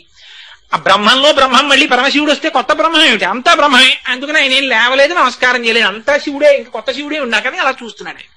చూస్తుంటే పరమశివుడు పరీక్ష పెట్టాలనుకున్నాడు. ఏమో నీకు జ్ఞానిని చాలా అహంకారంగా ఉంది, నేను పార్వతీ సహితుడినై వస్తే లేచి నమస్కారం చేయలేదు, నిన్ను శపిస్తానన్నాడు. ఆయన అన్నారు, ఎవరిని శపిస్తావు? నువ్వోటి నేనోటి ఉంటే శపించాలి, నువ్వే నేను నేనే నువ్వహం బ్రహ్మాస్మి, ఉన్నది పరబ్రహ్మం ఒకటే ఉంది, పరబ్రహ్మం పరబ్రహ్మాన్ని శపించడం ఏమిటి? శరీరాన్ని అది నేను కాదుగా, ఇంక శాపం ఏమిటన్నారు. శివుడు ఆశ్చర్యపోయి ఆనందపడి నీకు వరం ఇస్తానన్నాడు. మళ్ళీ వరం ఇస్తానంటే ఏమిటి? వరం చేసి సుఖపడేది ఎవరు? బ్రహ్మానికి ఒకప్పుడు సుఖం అప్పుడు దుఃఖం ఉందా అంటే, వరం అంటే అయితే సరే ఇవ్వండి స్వామి అంటాడేమో చూద్దాం అనుకున్నాడు. మళ్ళీ వరం ఏమిటి? ఇలాంటి కొత్త కొత్త మాటలు నా దగ్గర మాట్లాడకన్నాడు ఆయన. అంటే పరమశివుడు చాలా ప్రీతిని పొంది, నువ్వు నాకు వరం ఇస్తావా అన్నాడు. అంటే నేను ఇవ్వడం ఏమిటి? బ్రహ్మానికి వరం ఇస్తుందా, ఏం కావాలి చెప్పండి అన్నాడు. అంటే నువ్వు నా కొడుగ్గా పుట్టన్నాడు. తప్పకుండా పుడతాను మీకు కొడుగ్గా అన్నాడు. అని ఆయన చిత్రమైన మాట అన్నాడు సనత్కుమారుడు. అడిగింది మీరే అడిగారు, పార్వతీదేవి అడగలేదు నన్ను కుమారుడుగా పుట్టమని, అందుకే మీకే కొడుగ్గా పుడతాను. అంటే ఆవిడ ఆశ్చర్యపోయింది. ఇది చూస్తోంది పాపం సనత్కుమారుడు అంతటి వాడు నాకు కొడుకు. ఇప్పుడు ఏమండి, భర్త కొడుకుట్టాలని పూజ చేస్తుంటే భార్య మళ్ళీ ఏమన్నా నా సంగతి చెప్పండి అంద కదా. ఆయన పూజ చేస్తున్నాడంటే తనకి ఆయనకి కలిసే పుడతాడని కదా అనుకుంటుంది. ఆవిడ తెల్లబోయింది, ఇదే కొత్త మిలిక పెట్టాడేమిటినా, నీకే పుడతా, అసలు అలా ఎలా పుడతాడు, సృష్టికి విరుద్ధం కదా అది. అంటే పరమశివుడు ఎంత దూరం ప్రణాళిక వేసేసాడో చూడండి. తారకాసురుడు వరం అడుగుతాడన్న విషయం కూడా పరమశివుడికి తెలుసు. ఆయనకి తెలియదే ఉంటుందండి. బ్రహ్మమస్తకావలీది బద్ధతే నమ శివాయ, భూత భవిష్యత్ వర్తమాన కాలములకు సాక్షి పరమశివుడంటే. ఆయన ఒకనాడు ఉండేవాడా, ఒకనాడు లేనివాడా, ఎప్పుడూ ఉంటాడు ఆయన. అందుకని ఆయనకి తెలుసు కాబట్టి ఆయన తనకి కుమారుడిగా స్వీకరిస్తానని సంతోషపడ్డారు. పార్వతీదేవి అంది, సరే నువ్వు ఆ మాట అన్నావు బానే ఉంది, ఆయన అడిగారు నువ్వు వరం ఇచ్చావు, నువ్వు నాకు కొడుగ్గా పుట్టని శివుడు అడిగాడు, నేను నీకు కొడుగ్గా పుడతానని నువ్వు అన్నావు. భార్యకి భర్తకి భేదం ప్రపంచంలో ఎక్కడన్నా చూస్తారా? భర్త అడిగితే భార్య అడిగినట్టే. అందుకని ఆయనకి కొడుకుగా పుడతానంటే నాకు కొడుకుగా పుట్టినట్టే, అంతేగాని మళ్ళీ నీకు పుట్టను ఆయనకి పుడతానంటే ఏంటి? అందుకని నువ్వు నాకే పుట్టాలి. ఆయన అన్నాడు, అమ్మా నాకు బిరుదు ఇచ్చావు కదా ఇందాక, నువ్వు జ్ఞాని అని పిలిచారు కదా మీరు, జ్ఞాని అయినటువంటి వాడికి మళ్ళీ అమ్మ కడుపులో దూరాలని కోరుకుంటుందా? పునరపి జననం పునరపి మరణం పునరపి జనని జఠరే శయనం ఇహ సంసారే బహుదుస్తారే కృపయాపారే పాహిమురారే. అలాంటిది మళ్ళీ అమ్మ కడుపులో పడుకోనా? అది పార్వతీదేవి కడుపవని ఇంకో అమ్మ కడుపవని, అమ్మ కడుపే కదమ్మా. మళ్ళీ నేను కడుపులో పడుకుని అధోముఖంగా కిందకి రానా? అలా రాలేనమ్మా, అందుకని నీ కడుపున జన్మించనన్నాను. ఆవిడంది, అలా ఎలా కుదురుతుందయ్యా, నీ వంటి జ్ఞాని నాకు కొడుకుగా పుట్టాలని ఉండదా? అందుకని మనం ఒక రాజీ చేసుకుందాం ఉంది ఆవిడ. ఏమిటమ్మా అన్నాడు. పూర్వం పరమశివుడు అంటే ఈ సుబ్రహ్మణ్యేశ్వర స్వామి వారి యొక్క వైభవంలోకి ఎన్ని పురాణాలు వచ్చేస్తాయో చూడండి. పరమశివుడు మళ్ళీ భాగవతం. పరమశివుడు ఒకానొకప్పుడు పరమశివుని యొక్క అనుగ్రహం కోసమని భస్మాసురుడు తపస్సు చేశాడు. తపస్సు చేస్తే భోళాశంకరుడు ప్రత్యక్షమై ఏం కావాలన్నాడు, నా చెయ్యి ఎక్కడెడితే అక్కడ భస్మం అవ్వాలన్నాడు. ఇచ్చాను, తీసుకో అన్నాడు. ఆగు, పరీక్ష చేసుకోవాలి కదా, ఓసారి నీ తల మీద పెడతానన్నాడు. ఆయన పరుగు మొదలెట్టాడు. ఆయనకి తెలియక పరమశివుడికి నిజంగా తల మీద పెట్టేస్తే బూడిదైపోయేంత అవివేకి ఆయన. అంటే ధూర్తులైన వాళ్ళ ప్రవర్తన ఎలా ఉంటుందో ప్రపంచానికి చూపించాలి, అందుకని పరిగెడుతున్నాడు. పార్వతీదేవి మహాపతివ్రత, ఆవిడ సర్వజ్ఞ, ఆ బ్రహ్మకీట జనని. ఆవిడికి తెలియదు పరమశివుడు ఎందుకు పరిగెడుతున్నాడో. కానీ ఆవిడ సదా శివానుగ్రహద మహాపతివ్రత ఆవిడ. అటువంటి తల్లి భర్త ప్రాణభయంతో పరిగెడుతున్నట్టు నటిస్తున్నా, భర్త ఉట్టినే నటించచ్చు. అబ్బా అన్నాడు అనుకోండి మొగుడు, అది ఖచ్చితమో కాదో తెలియకుండా అబ్బాయి ఏమిటండి అని నేను అన్నండి అంటుందా భార్య? అంటే అబ్బో ఏమిటండి అంటుంది. ఉట్టినే అన్నాను అంటే ఏమిటి లేదు ఆ పరిహాసాలు అంటుంది. కానీ ఖచ్చితంగా కన్ఫర్మ్ అయిపోయి దెబ్బ కనపడ్డాక అడుగుదామని ఊరుకున్నానంటే అని అంద కదా భార్య. అలాంటిది మహాపతివ్రత అనకుండా ఉంటుందా? అందుకని ఆయన పరిగెడుతుంటే ఆవిడ నీరైపోయింది అన్న, అయిపోయి తన స్వరూపం కనపడకుండా తటాకం అయిపోయింది ఆవిడ. అదే శరవణం అంటే. ఆ శరవణం అనేటటువంటి తటాకమై ఉండిపోయింది. సరే, పరమశివుడు మళ్లీ తిరిగి వచ్చారు, ఆ తటాకంలోంచి ఆవిడ స్వస్వరూపాన్ని పొందింది. కానీ తటాకం ఉండిపోయింది. ఇది జ్ఞాపకంగా ఉంచుకోవడానికి అమ్మవారు పరమప్రీతితో ఆ సరోవరంలో ఉండిపోయింది. ఆ సరోవరాన్ని కాపాడుకుంటోంది. ఆవిడంది, నువ్వు నా గర్భవాసం కదా చెయ్యవు, ఒక పని చెయ్యి. జ్ఞానమూర్తివి కాబట్టి పరమశివుని యొక్క 3వ కంటి అగ్నిహోత్రంలోంచి జన్మించి పుట్టగానే ఈ శరవణం అనేటటువంటి తటాకములో వచ్చి పడి అక్కడి నుంచి పైకి లే. శరవణ భవ అంటే పుట్టినవాడు, శరవణం అంటే పార్వతీదేవి నుంచి పుట్టినవాడు. ఇప్పుడు ఏమయ్యాడు? శరవణ భవుడు అంటే. అందుకని అది బీజాక్షరమైంది. అమ్మవారి కొడుకు అయ్యాడు. శివతేజం నుంచి పుట్టినవాడు అమ్మవారి కొడుకే అయ్యాడు. అంటే కోటేశ్వరారు అబ్బాయి అండి అంటే ఈశ్వరి గారు అబ్బాయినా అండి అని అడగకూడదు, తప్పు. కోటేశ్వరారు అబ్బాయి అండి అంటే కోటేశ్వరరావు గారు ఈశ్వరి గారుల అబ్బాయి, అంతేగాని ఎక్కడో ఏ సర్టిఫికెట్ వెరిఫికేషన్ తో వెళ్లి Chiranjeevi CHS Charan son of Shri CHRVB Koteswararao అంటే ఎవరో నన్ను తెలిసిన వాళ్ళు ఉంటే పక్క వాళ్ళని పిలిచి కోటేశ్వరారు అబ్బాయి అంటే వారి భారీ పురాణాలకు వస్తుంటారు, ఆవిడ కొడుకేనా అండి అంటే అది అసహ్యకరమైన సంస్కారం, అలా అడగకూడదు కదా. అందుకని పరమశివుని యొక్క కుమారుడు అని వాడు అడిగిన అవివేకి అయి తారకాసురుడు, అది అజ్ఞానం. అడిగినా వచ్చినవాడు శరవణ భవుడు, అందుకని అవి బీజాక్షరాలయ్యి. పార్వతీపుత్రుడై వచ్చాడు, అందుకని చేతిలో ఏముంటుంది? శక్తి ఆయుధం ఉంటుంది ఆయన చేతిలో. శివుడికి పరమశివుడి యొక్క పేర్లు వింటే కొంచెం ఆశ్చర్యకరంగాను కొంచెం భయంకరంగాను ఉంటాయి. ఏమిటండి ఈ పేర్లన్నీ ఇలా ఉన్నాయి ఏమిటండి అనిపిస్తుంది. మీరు నిజంగా శివుడి అష్టోత్తరంగానే ఏమైనా చూశారనుకోండి, ఆయన పేర్లు ఏమిటో తెలుసా అండి? స్థాణుహు అను మారేడు దళం వేస్తారు. స్థాణుహు అంటే కదలక మెదలక ఇలా ఉంటాడని. ఏదో స్థాణువులు అలా కూర్చుంటావు, ఏం మాట్లాడినా పలకవు అంటాం. స్థాణు అంటే అలా కూర్చున్నవాడనా? అది కాదు. పరమశివుణ్ణి స్థాణువు అని ఎందుకు పిలుస్తారో తెలుసా అండి? ఆయనకి వ్యాపకత్వం చెప్పినప్పుడు శివకేశవ అభేదం చెప్తే స్థాణుహు అని పిలుస్తారు. స్థాణుహు అంటే ఇంకా తాను వ్యాపించడానికి చోటు లేనివాడు. అంటే అంతటా నిండి నిబిడీకృతం అయిపోయి ఇంకా తాను ప్రవేశించడానికి కొత్త చోటు లేక నిండి ఉండిపోయినటువంటి వాడు స్థాణుహు. అందుకని ఆయనకి స్థాణుహు అని పేరు. అలాగే ఆయనకు ఒక విచిత్రమైనటువంటి నామం ఉంది. ఏమిటో తెలుసా అండి ఆయన నామం? పూషదంత విదవ్యగ్రో, సూర్యుడి పళ్ళు పీకేసిన వాడా నీకు నమస్కారం అని పేరు. అలా పిలుస్తారా ఎవరైనా? నిజంగా మరి దక్షయజ్ఞ ధ్వంసంలో సూర్యుడు వచ్చి అక్కడ కూర్చుంటే వీరభద్రుడికి కోపం వచ్చింది. శివుని నిరీశ్వర యాగంలో శివుణ్ణి పిలవని యాగానికి నువ్వు ఎందుకు వచ్చావు అని ఓ పటకారట్టకొచ్చి సూర్యుడు పళ్ళని పీకేశాడు.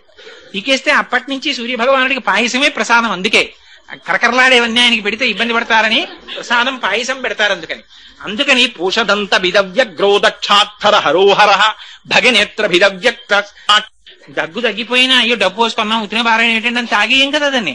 అలా ఆ పరమశివుడికి కూడా ఆ ప్రార్థన చేసి స్తోత్రం చేసే ముందు ఉన్మత్త శేఖరాయ నమః అంటే ఆకలి వ్యాధి. అందుకని అది తగ్గేంత వరకు ఏది కనబడితే తింటాడంతే. అంతటి బ్రహ్మజ్ఞానులకు బ్రహ్మజ్ఞానం ఇచ్చేవాడు పరమశివుడు. అటువంటి వాడు కాబట్టి ఆయనకి ఉన్మత్త శేఖరాయ నమః అని పేరు. అటువంటి బ్రహ్మజ్ఞాని యొక్క కుమారుడిగా సనత్కుమారుడు జన్మించాడు కనుక శరవణ భవ అంటే శరవణం అనేటటువంటి తటాకములో పడి వ్యోమవత్వ్యాప్త దేహాయ ఆకాశతత్వమైనటువంటి పరమశివుడి నుంచి ఆయన మూడవ నేత్రపు అగ్నిలోంచి శరవణమనేటటువంటి నీటిలోంచి కొండ అనబడేటటువంటి పృథివిలోంచి అగ్నిహోత్రములకు సాయమైన వాయువులోంచి ఐదింటిలోంచి పుట్టి ఐదింటిని వశం చేసుకున్నవాడు కాబట్టి పంచభూతాతీత స్వరూపుడు. అందుకని సుబ్రహ్మణ్యేశ్వర స్వామి వారికి నమస్కారం చేస్తే పంచభూతముల యొక్క సహకారము లభిస్తుంది. అందుకని సుబ్రహ్మణ్యుడు పుడుతూనే అలా పుట్టినటువంటి మహానుభావుడు. ఆయన 2 అవతారములు స్వీకరించారు. ఉత్తర భారతదేశంలో కుమరిల భట్టుగా జన్మించారు. దక్షిణ భారతదేశంలో జ్ఞాన సంబంధ నాయనారుగా జన్మించారు. ఉత్తర భారతదేశంలో కుమరిల భట్టుగా జన్మించినప్పుడు భారతదేశంలో బౌద్ధమతం వ్యాప్తి చెంది వేదము యొక్క ప్రమాణమును అందరూ తిరస్కరించేటటువంటి రోజులొస్తే మళ్ళీ కర్మయోగాన్ని భారతదేశంలో ప్రచారం చెయ్యడం కోసమని మహానుభావుడు కుమరిల భట్టుగా వచ్చారు. వచ్చి ఆయన అగ్ని సంపర్కం కలిగినటువంటి వారు. అందుకే మనకి ఇప్పటికీ కూడా పంచాయతన పూజ అని శంకర భగవత్పాదాచార్యులు వారు ప్రవేశపెట్టింది. ఆ పంచాయతన పూజలో శివుడు, పార్వతి, గణపతి, విష్ణువు, ఆ తర్వాత సూర్యుడు, ఈ 5తో పూజ కాదు పూర్తిగా. పంచాయతన పూజ అంటే న్యాయంగా ఈ 5 మూర్తులకు 6 అగ్నికార్యం చేసి చేస్తారు. అగ్నికార్యం చేస్తే సుబ్రహ్మణ్యేశ్వర ఆరాధన జరిగినట్టు. తమిళనాట ఇప్పటికీ ఆ ఆరాధన ఉంది. ఇక్కడ ఉన్న వాళ్ళు చాలా మందికి తెలుసు. అరుణ జడాయి గారని మాకు డెప్యూటీ మేనేజర్ క్వాలిటీ కంట్రోల్ చేశారు మహానుభావుడు. ఆయన వాళ్ళ ఇంట్లో ఖాళీ దొరికితే చాలా అగ్నికార్యం చేసేవారు. అది పంచాయతనం పూజ అంటే. అసలు ఆ పంచాయతనం చేస్తే ఈ 6 తత్వాల్ని కలిపి పూజ చేసినట్టు. అది సుబ్రహ్మణ్యేశ్వర స్వామి వారి అవతారంలోనే ఉంది. అది విచిత్రం. అలా జన్మించినటువంటి మహానుభావుడు అక్కడ కుమరిల భట్టుగా వచ్చారు. బౌద్ధులు వేదాన్ని తిరస్కరిస్తుంటే అసలు ముందు బౌద్ధమతాన్ని ఓడించాలంటే బౌద్ధమతం ఏమిటో తెలుసుకోవాలి.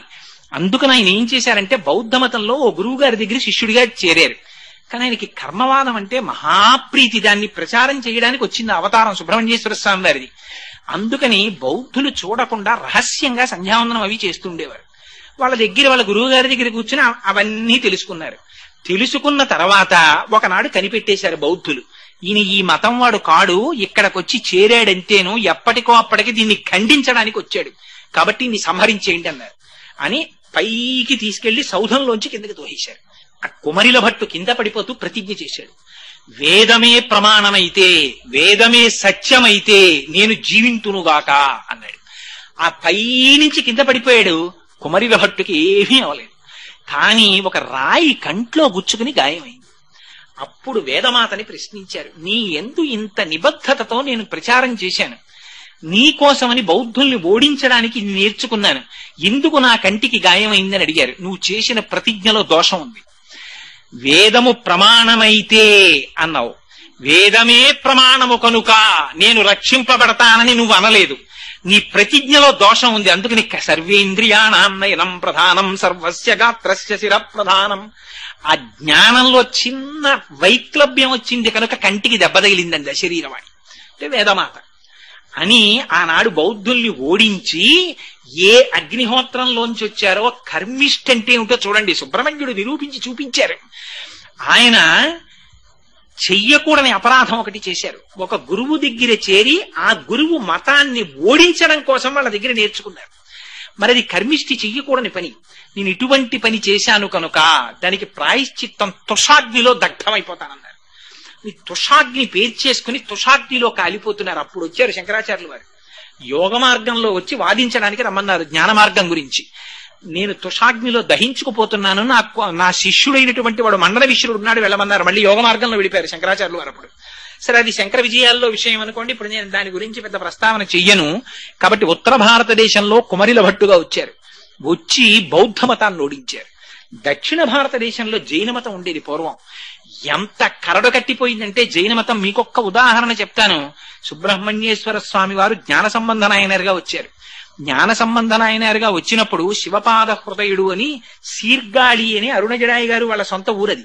అక్కడ ఆ శివపాద హృదయుడు ఆయన భార్య భగవతి వాళ్ళిద్దరూ పరమ పవిత్రమైనటువంటి దంపతులు. వాళ్ళకి ఈ జ్ఞాన సంబంధ నాయనరు పుట్టారు. తండ్రి గారు సంధ్యావందనం చేసుకోవడానికి ఓ రోజు సాయంకాలం బయటికి ఎడుతుంటే పిల్లవాడు కాళ్ళకు అడ్డం పడ్డాడు. అడ్డం పడితే తండ్రి గారు తీసుకెళ్లి పిల్లవాడిని అక్కడ కూర్చోపెట్టి ఆ సంధ్యావందనం చేసినప్పుడు చెరువుల దగ్గర నదుల దగ్గర స్నానం చేస్తే అఘమర్షణ మంత్రమనో మంత్రం చెప్పి నీళ్లలో ములుగుతారు. ఆ మంత్రం చెప్పి ములుగుతున్నారు. ములిగితే పిల్లాడికి తండ్రి కనపడలేదు, నీళ్లలో ములిగిపోయాడని భయం వేసింది. భయం వేసి ఎవరిని పిలిచి చెప్తాడు? ఎదురుగుండా శివాలయం గోడ మీద వృషభవాహనారూఢుడై పార్వతీ పరమేశ్వరులు కనపడ్డారు. అమ్మా అప్పా అమ్మా అప్పా అని ఏడిచారు వాళ్ళిద్దరినీ చూసి. ఇది కావలసిన ఏడుపు నేర్పాడైన మనకి. అవి విగ్రహాలండి అని ఏడిచినంత కాలం పరమేశ్వరుడు రాడు. వాళ్ళు పార్వతీ పరమేశ్వరులండి అని ఏడిస్తే వస్తాడు. అందుకని అవి బొమ్మలని ఏడవలేదు, వాళ్ళిద్దరూ మాతాపితరులని ఏడిచారు. ఆయన ఏడిస్తే పరమశివుడు అన్నాడు, అదేంటి అలా కూర్చున్నావు, పిల్లవాడు ఏడుస్తున్నాడు పదన్నారు. గబగబా వచ్చారు ఇద్దరు. అమ్మ ఏం చేస్తుంది, పిల్లాడు ఏడిస్తే పాలు ఇవ్వాలి, పార్వతి పాలి అన్నారు. అంటే ఆవిడంది ఏమిటో తేలిగ్గా చెప్పేస్తున్నారు, శివజ్ఞానం వచ్చేస్తుంది పాలిస్తే. ఇవ్వనా అంది. ఇచ్చేసేయి అన్నారు. బంగారు పాత్రలోకి స్తన్యాన్ని పిండి పాలిచ్చేసింది ఆవిడ. పాలిస్తే ఆ పాలు తాగేశాడు పిల్లాడు. తాగేయగానే ఇది శివజ్ఞానం వచ్చేసింది. తండ్రి గారు అఘమర్షణ మంత్రం చెప్పి పైకి లేచారు, వచ్చారు. కుర్రవాడి నోటి పక్కన పాలు కనబడ్డాయి. ఎవరిచ్చిన పాలు తాగావురా అని అడిగారు. వెంటనే బ్రహ్మాండికమైనటువంటి పదికని చెప్పారు. అంటే మనకి దండకాలంటాను చూసారా, అటువంటిది చెప్పారు. ఆ కుర్రాన్ని ఎత్తుకుని గుడిలోకి తీసుకెళ్తున్నారు. వాడు రావణ బ్రహ్మ చేసిన స్తోత్రం దగ్గర నుంచి చెప్పేస్తున్నాడు ఆ పిల్లాడు. వాడు గుడికి తీసుకెళ్తే చేతిలో ఇలా భజన చేస్తూ పరమశివుణ్ణి కీర్తిస్తుంటే చేతులు ఎర్రబడుతున్నాయి. పార్వతీ పరమేశ్వరులు చూడలేక బంగారు చిడతలు పైనుంచి కింద పడేశారు. ఇప్పటికీ జ్ఞాన సంబంధాలు తిరిగినటువంటి దేవాలయాలు తమిళనాడులో ఉన్నాయండి. అంతటి మహాపురుషులు ఆయన. మధురలో పార్వతీ పరమేశ్వరుల యొక్క ఆలయం మధురైలో, ఆ ఆలయాన్ని మూతపెట్టేశారు. జైనులు రాజుగారిని జైనుల్లోకి మార్చేశారు. మార్చేస్తే ఆనాడు మళ్లీ వేదమతాన్ని ఉద్ధరించడం కోసమని మహానుభావుడు సుబ్రహ్మణ్యేశ్వర స్వామి వారు జ్ఞాన సంబంధనైనారుగా ఆ ఊరిళ్లారు. విడితే జైనులకి తెలిసింది జ్ఞాన సంబంధులు వచ్చారు, ఎలాగైనా వారిని సంహరించాలనుకున్నారు. అనుకుని వారు విడిది చేసినటువంటి ఇంటికి అగ్నిహోత్రం పెట్టేశారు. ఇల్లు కాలిపోతోంది. ఆయనను అనుసరించి కొన్ని వేల మంది శిష్యులు వచ్చారు. జ్ఞాన సంబంధర్ పరమశివుణ్ణి స్తోత్రం చేశారు. స్తోత్రం చేసి రాజుకి బుద్ధి రావాలని నా ఇంటికి అంటింపబడినటువంటి ఈ అగ్నిహోత్రము రాజు శరీరమును చేరుగాక అన్నారు. వారి నోటి వెంట వచ్చినదే సత్యం అయిపోతుంది. రాజుగారి ఒళ్ళు కాలిపోవడం మొదలెట్టింది. వైద్యులు దగ్గరికి వెళ్ళారు. వెడితే ప్రియపురాణంలో రాశారండి, అరిటాకులు పట్టుకెళ్లారట, పడుకోబెడదాం లేత అరిటాకుల మీద. అరిటాకుల మోపులు కాలిపోయి. జైనులు నెమలీకల విసిరికర్రలు పట్టుకెళ్లారు, అవి కాలిపోయి. మంత్రాలు వేశారు, తగ్గలేదు. అప్పుడు ఆయన భార్య శివభక్తురాలు. ఆవిడంది, ఊరి బయట జ్ఞాన సంబంధం ఉన్నటువంటి విడిదిని మీరు కాల్చారు, అదే కట్టి కుడుపుతోంది, నా మాట విని జ్ఞాన సంబంధాన్ని పిలిపించండి అంది. పిలిపించారు. ఎవరు నాకొచ్చినటువంటి జ్వరాన్ని తగ్గిస్తే వారి మతమే సత్యమని నేను నమ్ముతానన్నారు. అంటే అయినా జైనులు ఒప్పుకోలేదు. శరీరానికి కుడి పక్కన జ్ఞాన సంబంధాలు చల్లబరుస్తారు, ఎడం పక్కన మేము చల్లబరుస్తాం అన్నారు. అటు వారు నించున్నారు, ఇటు జ్ఞాన సంబంధర్ నించున్నారు. ఈయన పరమేశ్వరుణ్ణి ప్రార్థన చేసి విభూతి రాశారు. శరీరం ఒక పక్క చల్లబడిపోయింది, అవతల పక్కన మరింత వేడెక్కిపోయింది. అప్పుడు రాజు, మహాప్రభో ఇది మరీ ఘోరంగా ఉంది, తట్టుకోలేకపోతున్నాను, ఒకే చోట స్వర్గం నరకం కనబడుతున్నాయంటే అటువైపు కూడా విభూతి రాశారు. అప్పుడు చల్లబడింది. చల్లబడినా జైనులు అంగీకరించలేదు. మా మత గ్రంథాల్ని, శైవ మత గ్రంథాల్ని తీసుకెళ్లి వైఘై నదిలో పారేస్తాం, ఏవి ఎదురొచ్చి నిలబడితే అవే ప్రమాణం అన్నారు. వైఘై నదిలో పడేశారు. వాళ్ళ గ్రంథాలు కొట్టుకెళ్లిపోయాయి. వీళ్ళ జ్ఞాన సంబంధర్ వేసినటువంటి గ్రంథాలు మాత్రం శివాలయం దగ్గరికి వెళ్లి పైకి లేచి నీటి మీద నిలబడిపోయాయి. ఆ విధంగా ఇంకా జ్ఞాన సంబంధర్ జీవిత చరిత్ర చెప్పుకోవాలంటే అది సామాన్యమైంది కాదండి.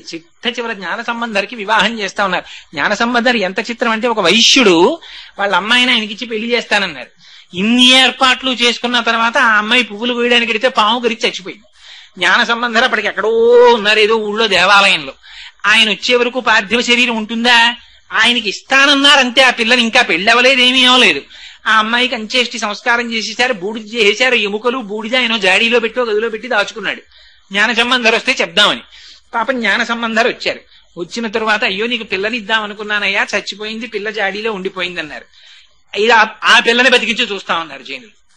అంటే పరమశివుణ్ణి స్తోత్రం చేశారు. స్తోత్రం చేస్తే జాడీలో ఉన్నటువంటి బూడిదలోంచి సప్తధాతువులు పుట్టి అస్థిపంజర నిర్మాణం జరిగి అందులోంచి 8 సంవత్సరాల ఆడపిల్ల బయటికి వచ్చింది. ఆనాడు వేసుకున్న కంకణములు ఉంగరములతో పైకొచ్చింది. యథార్థంగా జరిగాయండి ఇవన్నీ. ఇవన్నీ పుక్కిట పురాణాలు నేను సొంతంగా చెప్తున్నాను అనుకుంటున్నారేమో. ఎప్పటివో కావు, కేవలం కొన్ని వందల సంవత్సరాల క్రితం జరిగిన యథార్థాలు ఇవన్నీ. జరిగితే అప్పుడు ఆ పిల్లని వివాహం చేసుకోమన్నారు. ఆ అమ్మాయికి పునర్జన్మనిచ్చాను కాబట్టి నేను తండ్రిని, నేను వివాహం చేసుకోనన్నారు. అది ఆయన ధర్మం అంటే. చేసుకోనని వెళ్ళిపోతే చివరికి ఒకరు అమ్మాయిని తీసుకొచ్చారు, ఆయనకి వివాహం చేశారు. చెయ్యగానే ఆయన స్తోత్రం చేశారు. ఆయన సుబ్రహ్మణ్యావతారం. అది ఎప్పుడూ బ్రహ్మణ్యమే. అది ఊర్ధ్వరేతస్కుడై బ్రహ్మజ్ఞాని అయి బ్రహ్మమై ఉంటారు ఆయన. ఆయనకి సంసారంతో సంబంధం ఏమిటి? అందుకని ఆ భార్యని, బంధువులు అందరినీ తీసుకుని శివాలయానికి వెళ్ళారు. సర్వేశ్వర, నీ పాదముల యొక్క అమృతమునందు మునకలు వేసిన నాకు సంసార లంపటమా? నాకు వద్దు తండ్రి, నీలో కలిపేసుకోమని అడిగారు. బ్రహ్మాండమైన జ్యోతి స్తంభం ఏర్పడి ఆ రోజున జ్ఞాన సంబంధర్ పాడినటువంటి పత్రికానికి బంధువులందరితో సహా మోక్షానికి తీసుకెళ్లిపోయారు పరమశివుడు. అంత గొప్ప స్థితిని పొందారు. అందుకని దక్షిణ భారతదేశంలో జ్ఞాన సంబంధర్గా వచ్చారు. ఉత్తర భారతదేశంలో ఆయనే అక్కడ తుషాగ్నిలో ప్రవేశించినటువంటి మహానుభావుడిగా అక్కడ వచ్చారు.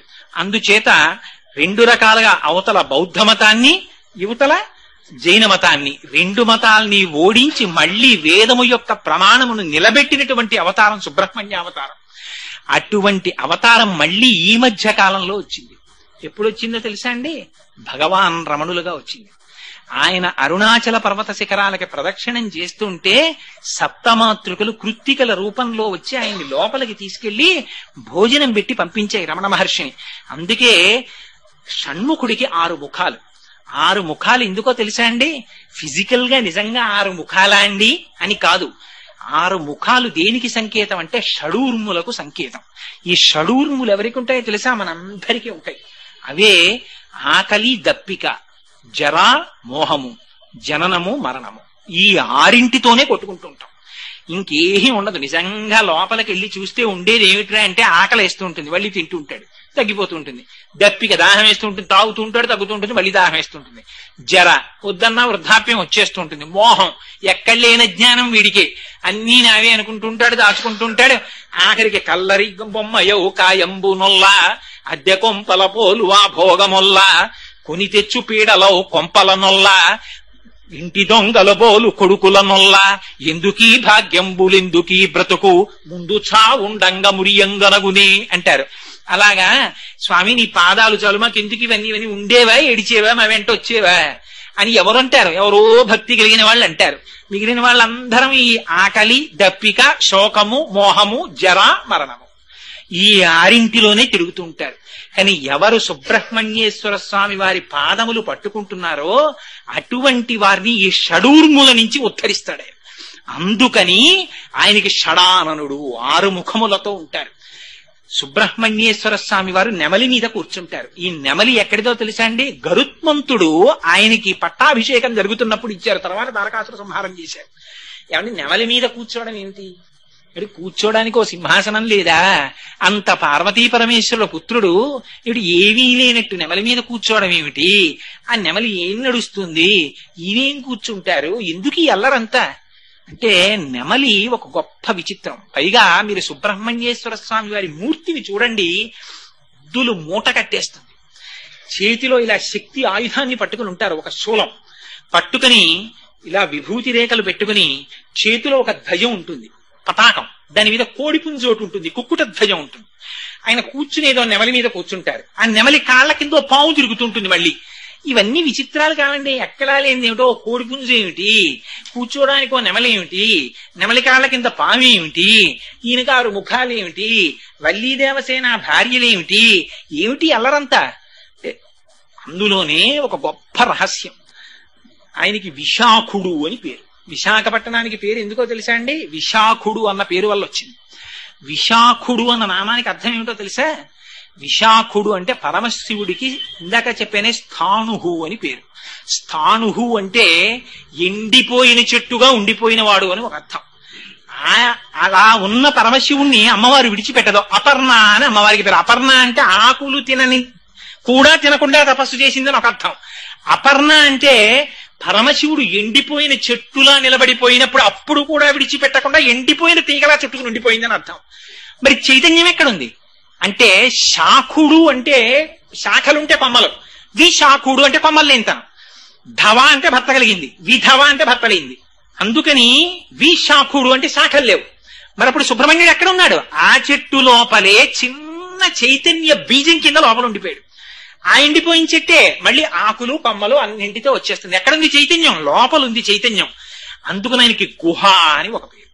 ఈ గుహ అన్న పేరుతో ముత్తుస్వామి దీక్షితులు వారు తిరుత్తని వెళ్లి ఆయన మీద పాటలు రాశారు. రాస్తే పరమ ప్రీతి పొంది సుబ్రహ్మణ్యేశ్వర స్వామి వారు ప్రత్యక్షమయ్యారు. ప్రత్యక్షమై కలకండ నోట్లో పోశారు. పోస్తే అప్పుడే ఓ కీర్తన రాశారు. నాకు కీర్తనలు రావు, కానీ ఎంత అద్భుతమైన కీర్తన తెలుసా అండి అది. ఆ గుహ అన్న నామంతో ముత్తుస్వామి దీక్షితులు సుబ్రహ్మణ్యేశ్వర స్వామి వారి యొక్క దర్శనం అయిన తర్వాత కీర్తనలు ఇచ్చారు. త్యాగరాజు గారి కీర్తనలు రాశారు. అంతటి మహానుభావుడైన నెమలి మీద ఎందుకు కూర్చుంటారంటే నెమలి పురి విప్పుతుంది. నెమలి మిగిలిన పక్షులన్నింటికీ ఓ గుణం ఉంటుంది, తోక ఒకటే ఉంటుంది దానికి. అది ఎప్పుడో విప్పుతూ ఉండడం, అందులో రంగులు రావడం. అయినా కాకి అంటే దిగుమాల కాకి ఎప్పుడో ఓలాగే ఉంటుంది. అంతే కాకి పురి విప్పిందంటే ఎవరనరు. నెమలి ఒకటే పురి విప్పుతుంది. పురి విప్పుతుంది, నాట్యం చేస్తుంది. అదో విచిత్రం. మళ్ళీ ఇందులో సుబ్రహ్మణ్యేశ్వర స్వామి వారు నెమలి మీద కూర్చుంటారంటే అర్థం ఏమిటో తెలుసా అంటే కాలం ఎప్పుడు ఒకలాగే కనపడుతుంది. ఏమంటే కాలం గ్రీష్మ ఋతువులో కాలం అంటే కొత్తగా ఉంటుందా అండి? వాచీలు ఏమైనా ఇటు నుంచి ఇటు తిరుగుతాయా అంటే అలా ఏం తిరగవు, ఎప్పుడో ఒకలాగే తిరుగుతాయి గడియారాలు. కానీ మరి ఎక్కడ తేడా వస్తుంది? అగ్ని ముఖంబు పరాపరాత్మకమాత్మ కాలంబు గతి రత్నగర్భ పదము శ్వసనంబు నీ యూర్పు రసన జలేషుండు దిశలు కర్ణంబులు దివము నాభి సూర్యుండు కర్ణులు శుక్లంబు శలిలంబు జఠరంబు చలదులు చెదలు శరము సర్వౌషధులు రోమచయము శల్యంబులు అద్రులు మానసం అమృతకరుండు ఛందములు ధాతువులు ధర్మసమితి హృదయము ఆస్యపంచకముపనిషద్ ఆహ్వయంబైన నీరూపు సరసత్వమై శివాఖ్యయై స్వయం జ్యోతియై ఒప్పు ఆజ్యమగుచు అంటారు. నెమలి మీద కూర్చోవడం అంటే నెమలి పురివిప్పుతుంది. పురివిప్పితే రంగులు రంగులు రంగులు రంగులు కనపడతాయి. అలాగే కాలము కూడా 6 ఋతువుల కింద నడుస్తూ ఉంటుంది. ఒక్కొక్క ఋతువులో ఒక్కొక్క కొత్తదనం కనబడుతుంది. ఒక ఋతువులో చెట్లు ఆకులన్నీ రాల్చేస్తాయి, ఒక ఋతువులో చెట్లన్నీ చిగర్చేస్తాయి, ఒక ఋతువులో మంచు పడుతుంటుంది, ఒక ఋతువులో అపారమైన చెమట పట్టేస్తుంటుంది, ఒక ఋతువులో వర్షం పడుతూ ఉంటుంది, ఒక ఋతువులో ఎండిపోతుంది. ఇన్ని రంగులు, ఇన్ని మార్పులు ఎక్కడి నుంచి వచ్చాయి? ఒక కాలంలోంచే ఉంటాయి. ఒక నెమలిలోనే అప్పుడు విప్పేటప్పటికి ఇన్ని రంగులు కనబడతాయి. అంటే కాలమనేటటువంటి నెమలి ఆయన స్వాధీనంలో ఉంటుంది. మనమందరం కాలగతులం అయిపోతాం. అంటే కాలములో పుట్టి కాలములో పడిపోతాం. ఎప్పుడు పుట్టాడండి కోటేశ్వరరావు? 14/7/1959. ఒకనాడు ఈ శరీరం పడిపోతుంది. పడిపోయిన తర్వాత వీడిలో ఫోటో ఎక్కుతుంది గోడ మీదకి. అప్పుడు మా అబ్బాయి దాని పక్కన ఇంకొకటి రాసి డేట్ వేస్తాడు. అలా. కానీ ఇవన్నీ ఎప్పుడు వచ్చాయి? కాలంలో వచ్చాయి, కాలంలో వెళ్ళిపోతున్నాయి. అది కాలములో వచ్చి కాలములో వెళ్ళిపోయేది కాదు, అది ఎప్పుడు ఉండే తత్వం. అందుకని పార్వతీ పరమేశ్వరుల పుత్రుడు. పార్వతీ పరమేశ్వరులు ఒకనాడు ఉండి ఒకనాడు వెళ్ళిపోయిన వారు కాదు. మరి సుబ్రహ్మణ్యుడు ఎప్పుడో వచ్చాడు కదండి. అంటే రహస్యం ఎక్కడుంది? మెరుపు ఎక్కడుంది? మబ్బులోనే ఉంది. మబ్బులో లేని మెరుపు ఎక్కడి నుంచి వచ్చింది? కానీ రెండు మబ్బులు దగ్గరికి రావాలి, సౌదామిని అంటారు. నీలి ఆకాశం మీద రెండు నల్లటి మబ్బులు వచ్చి తగిలికున్నాయి అనుకోండి, ఒకదాన్నొకటి, మధ్యలో పెద్ద మెరుపు వస్తుంది. ఈ మెరుపు శక్తి, దీని జ్ఞాన ప్రకాశంలో మీకు అన్ని వస్తువులు కనపడతాయి. అలా పార్వతీ పరమేశ్వరుల యొక్క సమాగమంలో జ్ఞానశక్తి ఆవిర్భవించింది. అది సుబ్రహ్మణ్యుడు. ఆయన చేతిలో శక్తి ఉంది. ఏమిటా శక్తి? శూలాయుధం. అదే ఇచ్ఛాశక్తి, జ్ఞానశక్తి, క్రియాశక్తి. ఆయన పాదములు పట్టుకున్న వాడికి అన్ని శక్తులు వచ్చేస్తాయి. అందుకని సుబ్రహ్మణ్య ఆరాధన గొప్ప ఆరాధన. అందుకని ఆయన చేతిలో శూలం పట్టుకుంటారు. మరి నెమలి కాళ్ళ కింద పావేమిటి? పాము అంటే రెండు అర్థాలు ఉంటాయి. ఒక పాము ఊర్ధ్వముఖంగా ఉంటుంది, ఇది పైకి ఎక్కుతూ ఉంటుంది. ఇలా ఉంటాయి పాములు. కొన్ని పాములు కిందకుంటాయి. కిందకున్న పాము అధోముఖంగా వీర్యం పోవడం. వృషాకృత్వా గోత్రస్కలనమధవైలక్షితమితం లలాటే భర్తారం చరణకమలే తడయతితే చిరాదంత శల్యదహన కృతమున్మూలితవత తులా కోటిక్వాణై కిలికిలితమిషానరిపుణ అంటారు సౌందర్యలహరిలో శంకరాచార్యులు వారు. యోగరహస్యం చెప్తూ కేవలము సంసారమునందు వీర్యభ్రష్టుడైనటువంటి వాడు రేతపతనాన్ని పొందుతుంటాడు, తేజస్సు పోగొట్టుకుంటాడు. ఊర్ధ్వరేతస్కుడైనటువంటి వాడు బ్రహ్మాన్ని పొందుతుంటాడు. అందుకని నెమలి కాళ్ల కింద పడిపోయినటువంటి పాము బ్రహ్మజ్ఞానములకు కింద పడిపోయినటువంటి సంసారం. వాడు సంసారమునందు మగ్నుడు కాడు. మరి వల్లి దేవసేన వీళ్ళిద్దరెవరు? భార్యల కింద చెప్తారు. కానీ వల్లి అంటే కుండలిని శక్తి. 3.5 చుట్ల చుట్టుకుని మనందరికీ మూలాధారం దగ్గర కుండలిని శక్తి పడుకుంటుంది. పడుకుని ఆ తోక తల కలిపేసి పడుకుని ఉంటుంది. దాన్ని ఎవ్వరూ లేపకూడదు కూడా, గురువుల అనుగ్రహం లేకుండా. దాన్ని లేపితే ఆ పాము పైకెక్కుతుంది. అది ఆశాంతం అంటారు. ఆశాంతం అంటే ఆధార చక్రం దగ్గర నుంచి సహస్రార చక్రం వరకు వెడుతుంది. అదే శంకరాచార్యులు వారు సౌందర్యలహరిలో చెప్తారు, మహీం మూలాధారే కమపి మణిపూరే ఉతవహం స్థితం స్వాధిష్టానే హృదయమపి అని ఆ ఒక్కొక్క చక్రం దాటుతూ షట్చక్రాల్ని భేదనం చేసుకుంటూ సహస్రారంలోకి వెళ్ళిపోతుంది. అలా సహస్రారంలోకి వెళ్ళిపోయేటటువంటి తేజస్సు సంసారమునందు అధోముఖమైనటువంటి రేతస్సు కన్నా భిన్నం. అందుకని నెమలి కాళ్ల కింద పడిపోయినటువంటి పాము ఊర్ధ్వరేతస్కుడై బ్రహ్మజ్ఞానమును పొంది బ్రహ్మముగా నిలబడినటువంటి షణ్ముఖుణ్ణి చూపిస్తుంది. రెండవది దేవసేన. దేవసేన అంటే సాక్షాత్తుగా దేవతల యొక్క సైన్యములకంతటికీ కూడా ఆయన ఆధ్యక్షమును వహించి దేవతలకి విజయాన్ని తీసుకొచ్చారు. లోపల ఆంతరంగా చూస్తే ఇక్కడే రాక్షస గుణాలుంటాయి, ఇక్కడే దేవతా గుణాలుంటాయి. రెండింటికి పోరాటం జరుగుతుంటుంది. జరుగుతున్నప్పుడు ఒక్కొక్కసారి దేవతా గుణాలు పెరుగుతాయి, ఒక్కొక్కసారి రాక్షస గుణాలు గెలుస్తాయి. ఇది పైకి వినపడదండి, ఇవన్నీ ఇక్కడ జరిగిపోతుంటాయి. ఏదో 100 రూపాయలు రాకూడని రీతిలో వస్తుంది. ఎందుకురా అనవసరం, మనకి ఏం లోటు, పరమేశ్వరుడు ఏమీ లేదు, పుచ్చుకోకంటుంది దేవతా గుణం. ఏమిటో నువ్వు పుచ్చుకోకపోతే మాత్రం అది ఉండిపోతుందా? పుచ్చుకునే వాళ్ళు ఎవరో పుచ్చేసుకుంటారు. సిరిదా వచ్చిన మోకాలు అడ్డుతావా, ఎంత మూర్ఖత్వం, పుచ్చుకో అంటుంది రాక్షస గుణం. పుచ్చుకుంటాడు, ఏమయ్యాడు? రాక్షస గుణానికి లొంగాడు. అయ్యయ్యో పుచ్చుకున్నానే అని దాన్ని సత్కార్యానికి వినియోగిస్తాడు. ఇప్పుడు ఏమైంది? దేవతా గుణం నెగ్గింది. అందుకని అమ్మవారికి ఏం బలి ఇవ్వాలి? ఓ పిల్లిని బలిచ్చేయి, ఓ గొర్రెని బలిచ్చేయి, ఓ దున్నపోతుని బలిచ్చేయి అంటారు. ఇవన్నీ బలిచ్చేయి అంటే నిజంగా వాటిని తీసుకొచ్చి చంపేసేయమనే? అది కాదు. గొర్రె అంటే మూర్ఖత్వం, పిల్లి అంటే దొంగతనం, మేకంటే పిరికితనం, దున్నపోతంటే మోహం. ఈ 4గింటిని తీసుకెళ్లి విడిచిపెట్టేశాయి. ఇవి ఎక్కడి నుంచి విడిచిపెడతారు? మీరు విడిచిపెట్టలేరు. లోపల దేవతా గుణముల యొక్క శక్తి పెరిగితే రాక్షస గుణములు ఓడిపోతాయి. దేవతా గుణములు పెరిగి పోరాటం చేయాలంటే నాయకుడు కావాలి. నాయకుడు ఎవరు? సుబ్రహ్మణ్యుడు. ఆయన పాదములు పట్టుకుంటే లోపల సాత్వికమైనటువంటి గుణములు పెరుగుతాయి, రాక్షసీ గుణములు తరిగిపోతాయి. అదే బ్రాహ్మణ్య శక్తే పరమశివుని యొక్క స్వరూపంగా చెప్తారు. సూర్యుడు, గాయత్రి, అగ్నిహోత్రం. ఆయన పావకి, అగ్నిపుత్రుడు. అందుకని అపారమైనటువంటి తేజస్సు వచ్చింది. తాను చెప్పినటువంటి మాట సత్యం అవుతుంది. అదే చేతిలో పట్టుకున్నటువంటి శూలమనబడేటటువంటి శక్తి. అందుకే ఆ సుబ్రహ్మణ్యారాధన ఎక్కడ చేస్తారో అక్కడక్కడ జరిగేటటువంటి మహోపకారం ఏమిటంటే వంశం నిలబడుతుంది.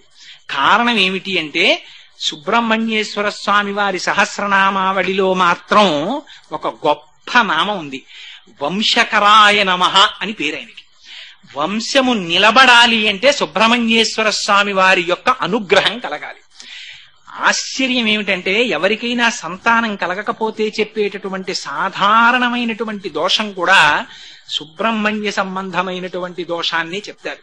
సరే ఆయన మళ్ళీ పావుగా నేల మీద కొన్నాళ్ళు తిరిగారన్నారు. దాన్ని ఎందుకు తిరిగారంటే మళ్ళీ వామన పురాణంలో దానికి ఒక రహస్యం చెప్పారు. ఒకసారి బ్రహ్మగారిని అధిక్షేపించారు, అందుకని కొన్నాళ్ళు బాధపడ్డానికి పావుగా భూమి మీద ఉన్నారని. ఇప్పటికీ కూడా దేవతా సర్పాలని కొన్ని సర్పాలు ఇప్పటికీ సుబ్రహ్మణ్య స్వరూపంగా ఆరాధన అందుకుంటున్నటువంటి క్షేత్రాలున్నాయి. ఎక్కడో కాదండి, మన కాకినాడకి కూతవేటు దూరంలో ఉంది అటువంటి క్షేత్రం.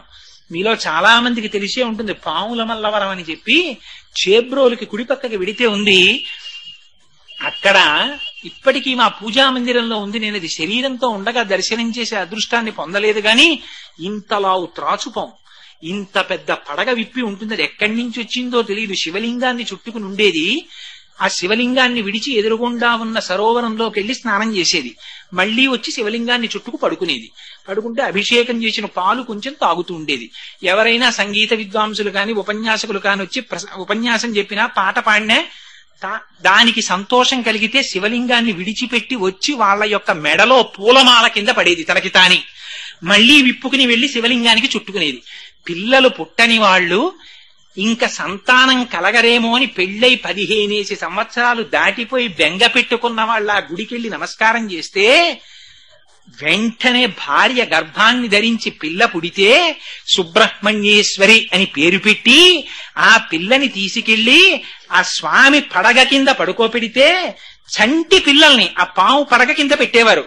పెడితే ఎంతో సంతోషంగా పిల్లల్ని చూసేది ఆ పాము. ఆ పిల్లల్ని తెచ్చుకునేవారు. అటువంటి క్షేత్రం మనకి కూతవేటు దూరంలో ఉంది మల్లవరం. అక్కడ పొలాలు దున్నుతుంటే తామ్రపత్ర శాసనాలు దొరికాయి. నేను ట్రస్టీ గారు ఇవాళ వాళ్ళ బంధువులు ఇక్కడికి వచ్చారో లేరో నాకు తెలియదు కానీ ఆ తామ్రపత్ర శాసనాలు అవి అక్కడ మ్యూజియం లాంటి గది ఒకటి కట్టి పెట్టి ఒకసారి నేను అక్కడ ప్రసంగం చేయడానికి వెళ్ళాను. వెడితే నన్ను వాళ్ళ గదిలోకి తీసుకెళ్లి అవన్నీ చూపించారు, ఆ దొరికిన శాసనాలు అవన్నీ. అలాగే మనకి బిక్కవోల్లో ఇప్పటికీ ఒక రాత్రంతా ఆరాధన చేస్తారు దంపతులు ఆ సంతానం కలగాలని. ఎందరో అలా సంతానం పొందినటువంటి వాళ్ళు ఉన్నారు. ఇవన్నీ అబద్ధాలు కాదండి. సుబ్రహ్మణ్యేశ్వర స్వామి వారికి ఉన్నటువంటి 6 ముఖాలే 6 క్షేత్రాలయ్యాయి తమిళనాడులో. మళ్ళీ అవి కూడా సుబ్రహ్మణ్యేశ్వర స్వామి వారి యొక్క విచిత్ర స్థితి ఏమిటంటే అన్ని మూర్తులు ఒకలా ఉండవు. మీకు ఒక్కొక్క చోట ఒక్కొక్కలా ఉంటాయి. ఆయన తిరుత్తని అని ఒక క్షేత్రం ఉంది. సాధారణంగా తిరుపతి వెళ్ళిన వాళ్ళు వెళుతుంటారు. అన్ని కొండ మీద ఉంటాయి సుబ్రహ్మణ్యేశ్వర స్వామి వారివి. తిరుత్తణిలో ఆయన క్రౌంచాసురుడు అనే రాక్షసుడిని సంహరించి విశ్రాంతి తీసుకున్నారు అక్కడ. రెండవది తిరుత్తణి తర్వాత పళని. ఆ పళని దగ్గరికి వెళ్ళేటప్పటికి దండాయుధపాణి అంటారు. చేతిలో ఒక కర్ణ పట్టుకుని విప్తకేశుడై ఆ శిరస్సు మీద రోమాలు లేకుండా కేశములు లేకుండా ఓ గోచి ఒకటి పెట్టుకుని ఉంటారు. అదే స్వరూపం రమణ మహర్షిది. పళనిలో దండాయుధపాణిగా ఉంటారు. మూడవది ఆ తిరుచెందూర్ అని సముద్రం దగ్గర ఉంది. ఆ కన్యాకుమారి వెళ్ళినటువంటి వాళ్ళు వెడుతూ ఉంటారు. ఆ తిరుచెందూరులో ఉన్నటువంటి స్వామి సముద్రం వంక చూస్తుంటారు. అక్కడే మామిడి చెట్టు రూపంలో వచ్చినటువంటి పద్మాసురుడనే రాక్షసుని సంహరించి 2 ముక్కలుగా రాక్షసుడు కోడుకుంటే ఒకటి కుక్కుటంగా ఒకటి నెమలిగా తీసుకున్నారు అని పురాణం చెప్తుంది. అక్కడ నుంచి సంసార సముద్రంలో పెరిగినటువంటి కెరటం సముద్రంలోనే పడినట్టుగా ఆత్మ చైతన్యాన్ని ఆత్మజ్ఞానాన్ని ఇస్తారు తిరుచెందూరు వెళ్ళిన వాళ్ళకి. నాలుగవది తిరుప్పకుండ్రం అని చెప్పి ఒక క్షేత్రం ఉంది మధురైకి దగ్గరలో. ఎంత ఆశ్చర్యం అంటే నాకు అసలు ఆ క్షేత్రం ఉన్నట్టు తెలియదు. నేను మధురై వెడితే ఎవరో చెప్పారు నాకు వెళ్ళండి అని. సరే ఆ క్షేత్రానికి వెళ్ళాను. ఎంత విచిత్రం జరిగిందంటే ఆ రోజునే సుబ్రహ్మణ్యేశ్వర స్వామి వారి కళ్యాణం జరిగిన రోజుట. అక్కడ అలాంటి రోజున అక్కడ కొండ మీదకి దేవాలయంలోకి ఎవరైనా వెడితే తన దగ్గర పరుసులో ఉన్న డబ్బులు తీసి తన కుటుంబ సభ్యులందరికీ ఇస్తారట. ఆ రోజున అలా సుబ్రహ్మణ్యేశ్వర స్వామి వారి క్షేత్రంలో తన కుటుంబ సభ్యులకి కానుకనిస్తే వాడి ఊపిరి పోయే వరకు వాడి పరుసులోంచి తీసి కానుకలు ఇవ్వగలిగినటువంటి ఆర్థిక పరిపుష్టి వాడికి ఉంటుందిట. అంత శక్తి ఆ క్షేత్రానికి ఉందిట. భగవానుడు నన్ను తీసుకెళ్లి అలా ఇప్పించాడు నాతోటి. అలా అనుకోకుండా వెళ్ళాను నేను. అందుకని తిరుప్పకుండ్రం అన్నది ఒక క్షేత్రం. అలాగే స్వామిమలై అని ఒక క్షేత్రం ఉంది. స్వామిమలై అపారమైన జ్ఞానం. అక్కడ ప్రణవ రహస్యాల్ని పరమశివుడికి చెప్పారు ఆయన. తండ్రి ఎవరి చేతిలో ఓడిపోవాలని కోరుకుంటాడో తెలుసా అండి? కొడుకు చేతిలో ఓడిపోవాలనుకుంటాడు. చిత్రం ఏంటంటే తండ్రికి కొడుకు చేతిలో ఓడిపోతే గొప్ప సన్మానం అది.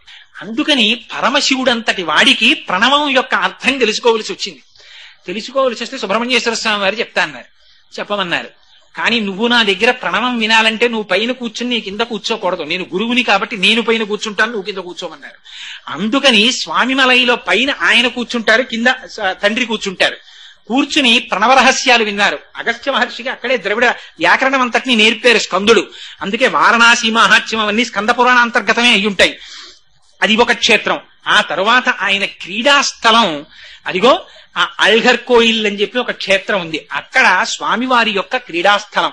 ఈ 6 ముఖాలు ఇప్పటికీ కూడా శంకరుల యొక్క సాంప్రదాయంలో పీఠాధిపత్యం స్వీకరించేటటువంటి వారు సర్వసాధారణంగా ఈ 6 ముఖాలుగా ఉన్న సుబ్రహ్మణ్య క్షేత్రాల్ని ముందు పాదచారులై వెళ్లి దర్శనం చేస్తుంటారు. సాధారణంగా దర్శనం చేసి వస్తుంటారు. ఆ సుబ్రహ్మణ్యుని యొక్క అనుగ్రహం కలిగితే తప్ప యువతల శ్రీ విద్యా సాంప్రదాయంలో కానీ జ్ఞానంలో కానీ వాడొక స్థాయిని పొందలేడు. తమిళనాట అందుకే విశేషమైన సుబ్రహ్మణ్యారాధన చేస్తారు. సుబ్రహ్మణ్యారాధన చేస్తే వచ్చే గొప్ప అదృష్టం ఏమిటో తెలుసా అండి?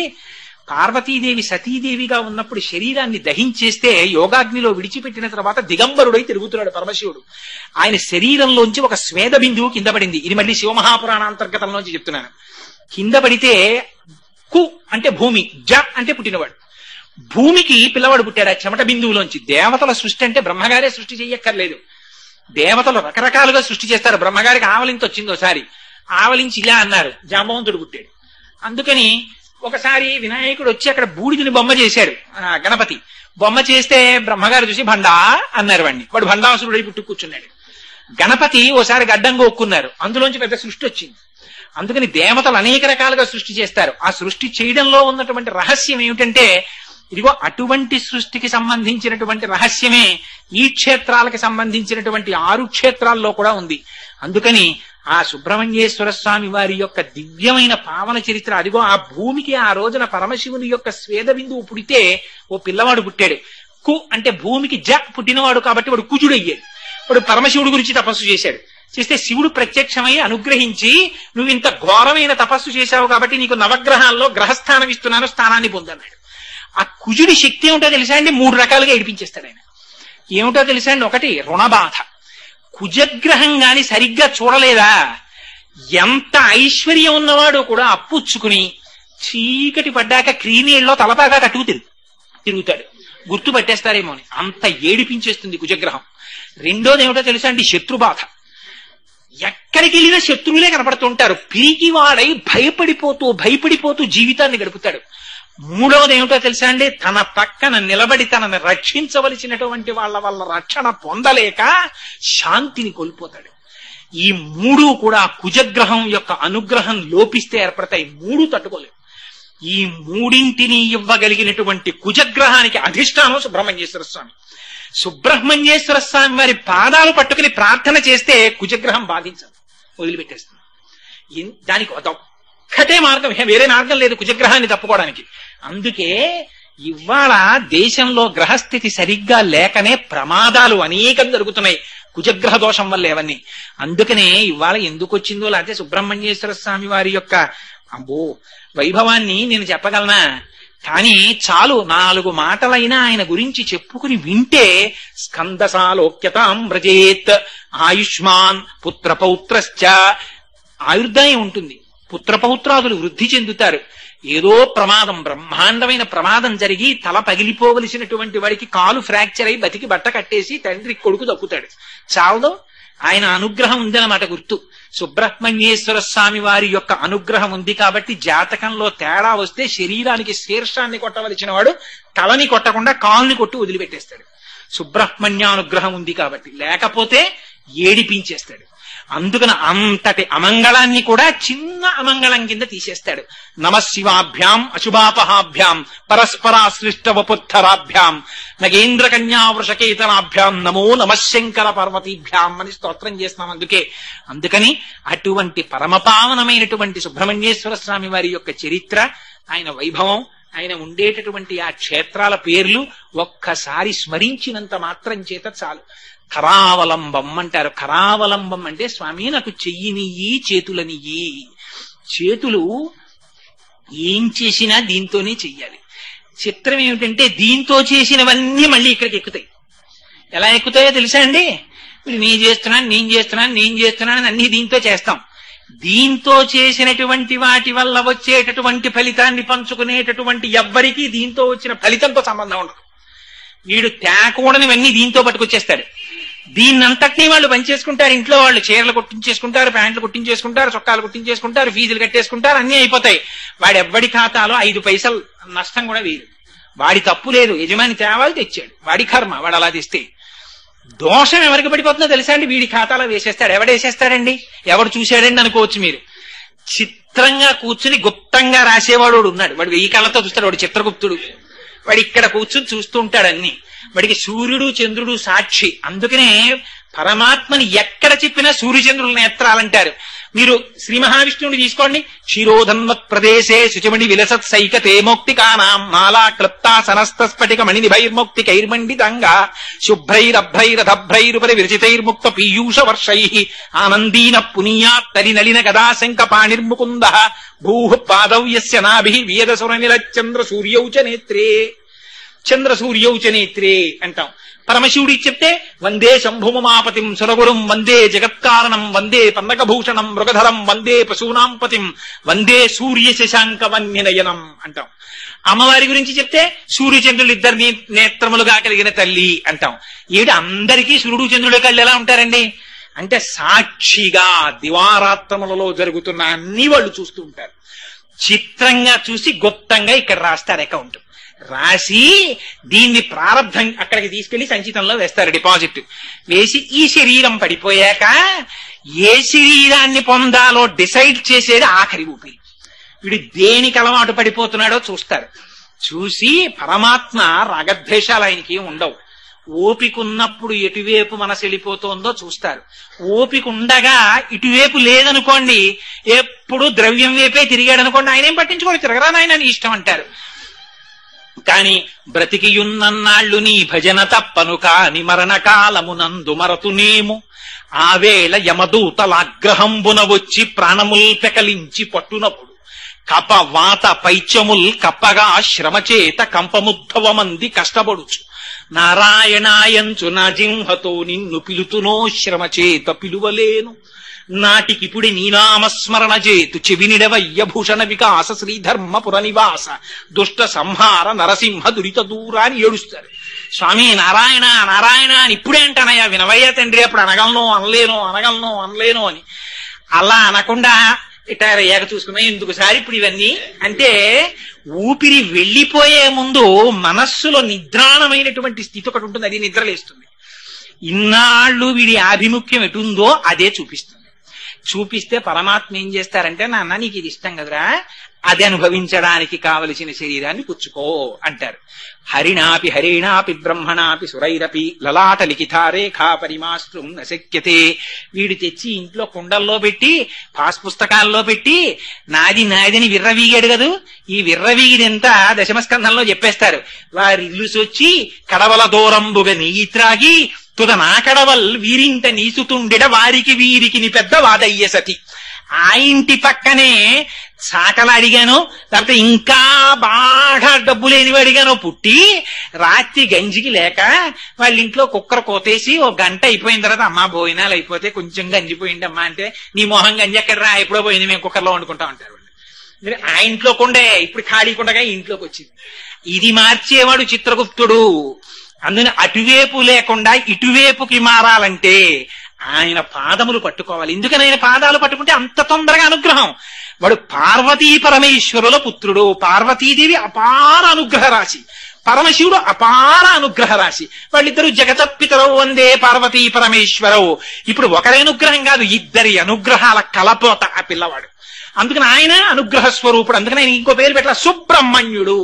ఆయన పాదములు పట్టుకుంటే అన్ని ఆయన చూసుకుంటాడు. నీకు దూపంగా అన్ని ఆయన ఇచ్చేసి నిన్ను ఎటువైపుగా నడిపించాలో అటువైపుగా నడిపిస్తాడు. కుజగ్రహ బాధల నుంచి తప్పిస్తాడు. అంత పరమపావనమైనటువంటి సుబ్రహ్మణ్యేశ్వర స్వామి వారి యొక్క దివ్య వైభవాన్ని ఒకే ఒక్క విషయం మనవి చేసి పూర్తి చేస్తాను. గణపతి స్థపతి అని ఒక శిల్పి ఉన్నారు. చంద్రశేఖర పరమాచార్యుల వారు ఆయన్ని కారణజన్ముడని పిలిచేవారు. ఆయన కొన్ని 100 సంవత్సరాల నుంచి నదులలో ప్రవాహంలో నానిపోయిన శిలల్ని గుర్తించారు. గుర్తించి అది సుబ్రహ్మణ్య స్వరూపంగా మలచడానికి కొన్ని లక్షలు అవుతుంది. ఎవరు పెడతారు ఈ రోజుల్లో అంత డబ్బు? అందులో సుబ్రహ్మణ్యేశ్వర స్వామి వారి యొక్క స్వరూపాన్ని, వల్లి దేవసేన విగ్రహాలు ఎలా ఉండాలి, ఎటువైపుకి ఎంతంత వంగి ఉండాలి, ఇవన్నీ తెలియాలంటే దానికి అపారమైన శాస్త్ర ప్రవేశం ఉండాలి. ఎంతో నియమనిష్టలతో విగ్రహాల్ని చెక్కాలి. ఎవరు చేస్తారు? చిత్రం ఏమిటంటే ఆయన విశాఖపట్నం శారదాపీఠాధిపతుల దగ్గరికి వచ్చి అడిగారు, స్వామి నేను పెద్దవాడిని అయిపోయాను, నాకు ఆ విగ్రహం చెక్కాలనుంది, అది దాసాంజనేయుడు, ఇన్ని లక్షల రూపాయలు అవుతుంది, ఎవరు చెక్కిస్తారు ఈ రోజుల్లో అని. మరి నిజంగా ఆ స్వామివారి నోటంటే ఎందుకు వచ్చిందో, ఎన్ని లక్షలు అవుతుందని అడిగారు. ఇన్ని లక్షలు అన్నారు. మీరు పని ప్రారంభించేయండి, మేము ఇచ్చేస్తామని గబగబా నలుగురికి ఫోన్ చేశారు. వాళ్ళు నలుగురు గబగబా డీడీలు పట్టుకొచ్చి ఇచ్చేశారు. అది అనుకున్న సమయానికి ప్రారంభమైతే మా అదృష్టం ఏమిటంటే ఆ సుబ్రహ్మణ్యేశ్వర స్వామి వారి ప్రతిష్ఠ జరిగినటువంటి రోజుల్లో సుందరకాండ చెప్పమని నన్ను ఆహ్వానించారు. ఇది నాకు నిజంగా స్వామి యొక్క అనుగ్రహం అనుకుని అక్కడికి వెళ్ళా. విడితే నిజంగానండి ఆ విగ్రహాలు చూస్తుంటే, విగ్రహాలు అనకూడదు, ఆ మూర్తుల్ని చూస్తుంటే అందం రాశీభూతం అయిపోయినట్టు ఉంటుందండి. అందానికి అందం ఎవరిదో తెలుసా అండి? పరమశివుడు. పరమశివుడు చూడ్డానికి అలా ఉంటాడు. ఏమిటో ఒళ్ళంతా ఇలా జటలు కట్టేసుకున్నట్టు, ఇలా గంగ కారిపోతున్నట్టు. ఆయన ఎవరో పాట పాడాడు, ఆ మధ్య ఎవరో నాకు క్యాసెట్ ఇచ్చారు, ఈ పాట వినండి అని.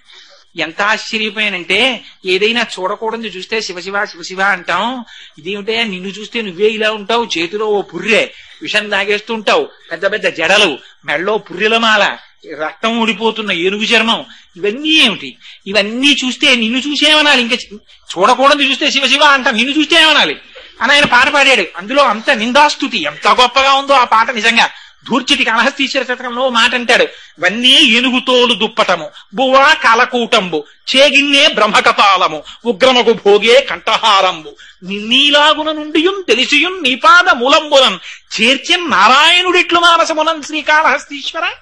స్వామి నువ్వు చూస్తే వన్నే ఏనుగు తోలు దుప్పటము, రక్తం కాలిపోతున్న ఏనుగు చర్మం ఒకటి నీకు ఒంటి మీద చర్మ వస్త్రం, వన్నే ఏనుగు తోలు దుప్పటము, బువ్వా కాలకూటంబు, విషం దాగేస్తుంటావు, చేతిలో చూస్తే బ్రహ్మకపాలం.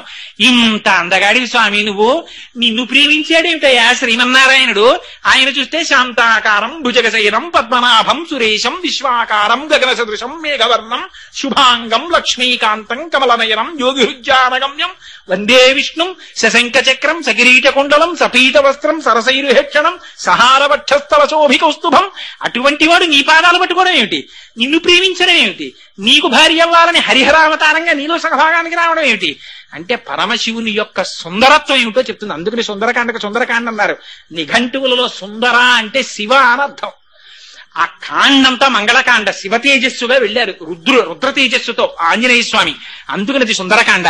అందుకని అదిగో అటువంటి పార్వతీ పరమేశ్వరుల యొక్క తేజస్సు ఏకమైతే వచ్చినటువంటి మెరుపు లాంటి వారు సుబ్రహ్మణ్యుడు. అందుకే ఆ మూర్తిని మీరు ఇలా చూడండి, కాసేపు సరైన చిత్రాన్ని పట్టుకుని అలా చూడండి. నిజంగా చెప్తున్నాను, ఒక 8 నిమిషాలు 10 నిమిషాలు చూశాక అటు ఇటు చూసి ఎవరో చూడలేదంటే ఓ ముద్దు పెట్టుకో బుద్ధి వస్తుంది. మిగిలింది ఇంకా మీకు ఏ దేవతా స్వరూపానికి అంత ఆకర్షణ ఉండదు. ఆ బుగ్గలు, ఆ విభూతి, పిల్లాడు, ఆ బాలసుబ్రహ్మణ్యం, ఆ చేతిలో ఆ పట్టుకున్నటువంటి ఆ శూలం, ఎంత సాత్వికంగా ఎంత అందంగా ఉంటారో ఆయన. అందుకని అదిగో అటువంటి మూర్తి, ఉపాసనాయోగ్యత కలిగిన మూర్తి. అటువంటి మహానుభావుడి గురించి 4 మాటలు చెప్పుకునేటటువంటి అదృష్టాన్ని పరమాత్మ కటాక్షించడం. మీ అందరూ నాకేం తెలియకపోయినా పాపం ఎప్పుడు ఇలాగే అయ్యో మనం వినకపోతే వీడు ఎవరికి చెప్పుకుంటాడని వింటూ ఉంటారు నా ఆయన అనుగ్రహంతో. అందుకని నన్ను ఇలా కటాక్షించిన మీ అందరికీ కూడా ధన్యవాదాలు తెలియజేసుకుంటూ, రేపటి రోజు సాయంకాలం అక్కడ దక్షిణామూర్తి స్తోత్ర వైభవం కాసేపు మాట్లాడతాను. మీరేమన్నా సానుకూలత ఉన్నవాళ్ళు ఉంటే రండి. రేపు గురు పౌర్ణమి కాబట్టి ఆ పుష్కర మహాత్యం గురించి మంచి మాట చెప్పారు. గోదావరి పుష్కరాలు వస్తున్నాయి కదండి. పుష్కరాలంటే ఆ పుష్కరుడు బ్రహ్మగారి యొక్క కమండలంలో ఉంటాడు. బృహస్పతి మిగిలిన గ్రహాలతో పాటుగా తనకు వైభవం కోసమని ఆ పుష్కరుణ్ణి నేను ఎక్కడికిడితే అక్కడికి ఆయన రావాలని అడిగారు. అడిగితే అలా కుదరదయ్యా, నేను రానన్నాడు ఆయన. బ్రహ్మగారు వరం ఇచ్చారు తీసుకెళ్ళమని. కానీ ఆయన అన్నాడు, ఆ బృహస్పతి ఆ రాశిలు మారేటప్పుడు ఏ నదిలో ప్రవేశిస్తూ ఉంటే అప్పుడు మొట్టమొదట 12 రోజులు, చిట్ట చివరి రోజులు నువ్వు కూడా ఆయనతో పాటు ఆ నదిలో ప్రవేశించమన్నారు. అందుకని పుష్కరుడు వచ్చి ప్రవేశిస్తాడు. గురుగ్రహం యొక్క అనుగ్రహం కలుగుతుంది. మీకు దక్షిణామూర్తి స్తోత్రం ఒకటి ఎందుకు వింటారో తెలుసా అండి? దక్షిణామూర్తి స్తోత్రాన్ని శంకరాచార్యుల వారు ఇవ్వడంలో ఒక గొప్ప ప్రయోగం చేశారు.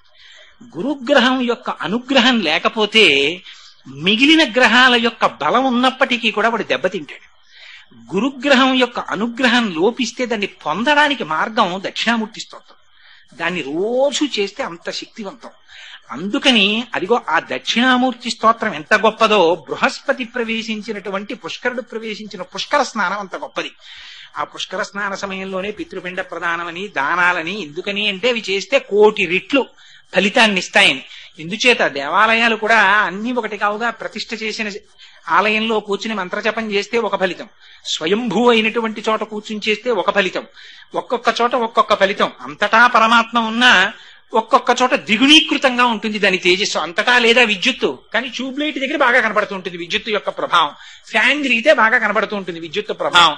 అంత మాత్రం చేత ఆ వైర్లో అక్కడ లేదంటే ఉంటుంది, వేలు పెట్టుకుంటే తెలుస్తుంది. అందుకని అంతటా ఉంటుంది.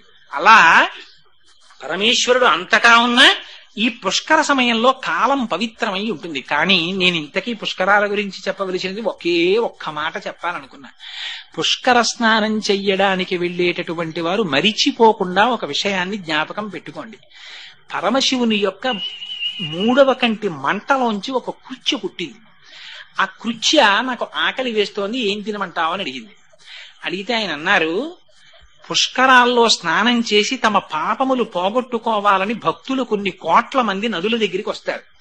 వాళ్ళు స్నానం చేసి బయటికి రాగానే వాళ్ళకి అపారమైన పుణ్యరాశి వస్తుంది. కానీ పుష్కర స్నానం చేసేటప్పుడు నది ఒడ్డున ఉన్నటువంటి మట్టి తీసి నదిలోకి విసిరి ఒక మంత్రం చెప్పి, పిప్పలాదాత్ సముత్పన్న కృత్యే లోకభయంకరి మృత్తికాంతే మయాదత్త మహారార్థం ప్రకల్పయా అన్న మంత్రం చెప్పకుండా, మట్టి విసరకుండా ఎవరు నీటిలోకి వెళ్లి స్నానం చేసి బయటికి వచ్చారో వాళ్ళ యొక్క పుణ్యాన్ని నువ్వు తినేసేయని ఆనతిచ్చారు. అందుకని పుష్కర స్నానం చేసినా వారి పుణ్యాన్ని కృచ్చి తినేస్తుంది. అందుకని పుష్కర స్నానం చేసేవాళ్ళు తప్పకుండా జ్ఞాపకం పెట్టుకోండి. ఇంత కష్టపడి ఎవరైనా వెళ్ళేది ఎందుకు? మనకున్న పాపరాశి దగ్ధం చేసుకోవాలనే కదా. అందుకని ఆ మంత్రం తప్పకుండా చెప్పండి.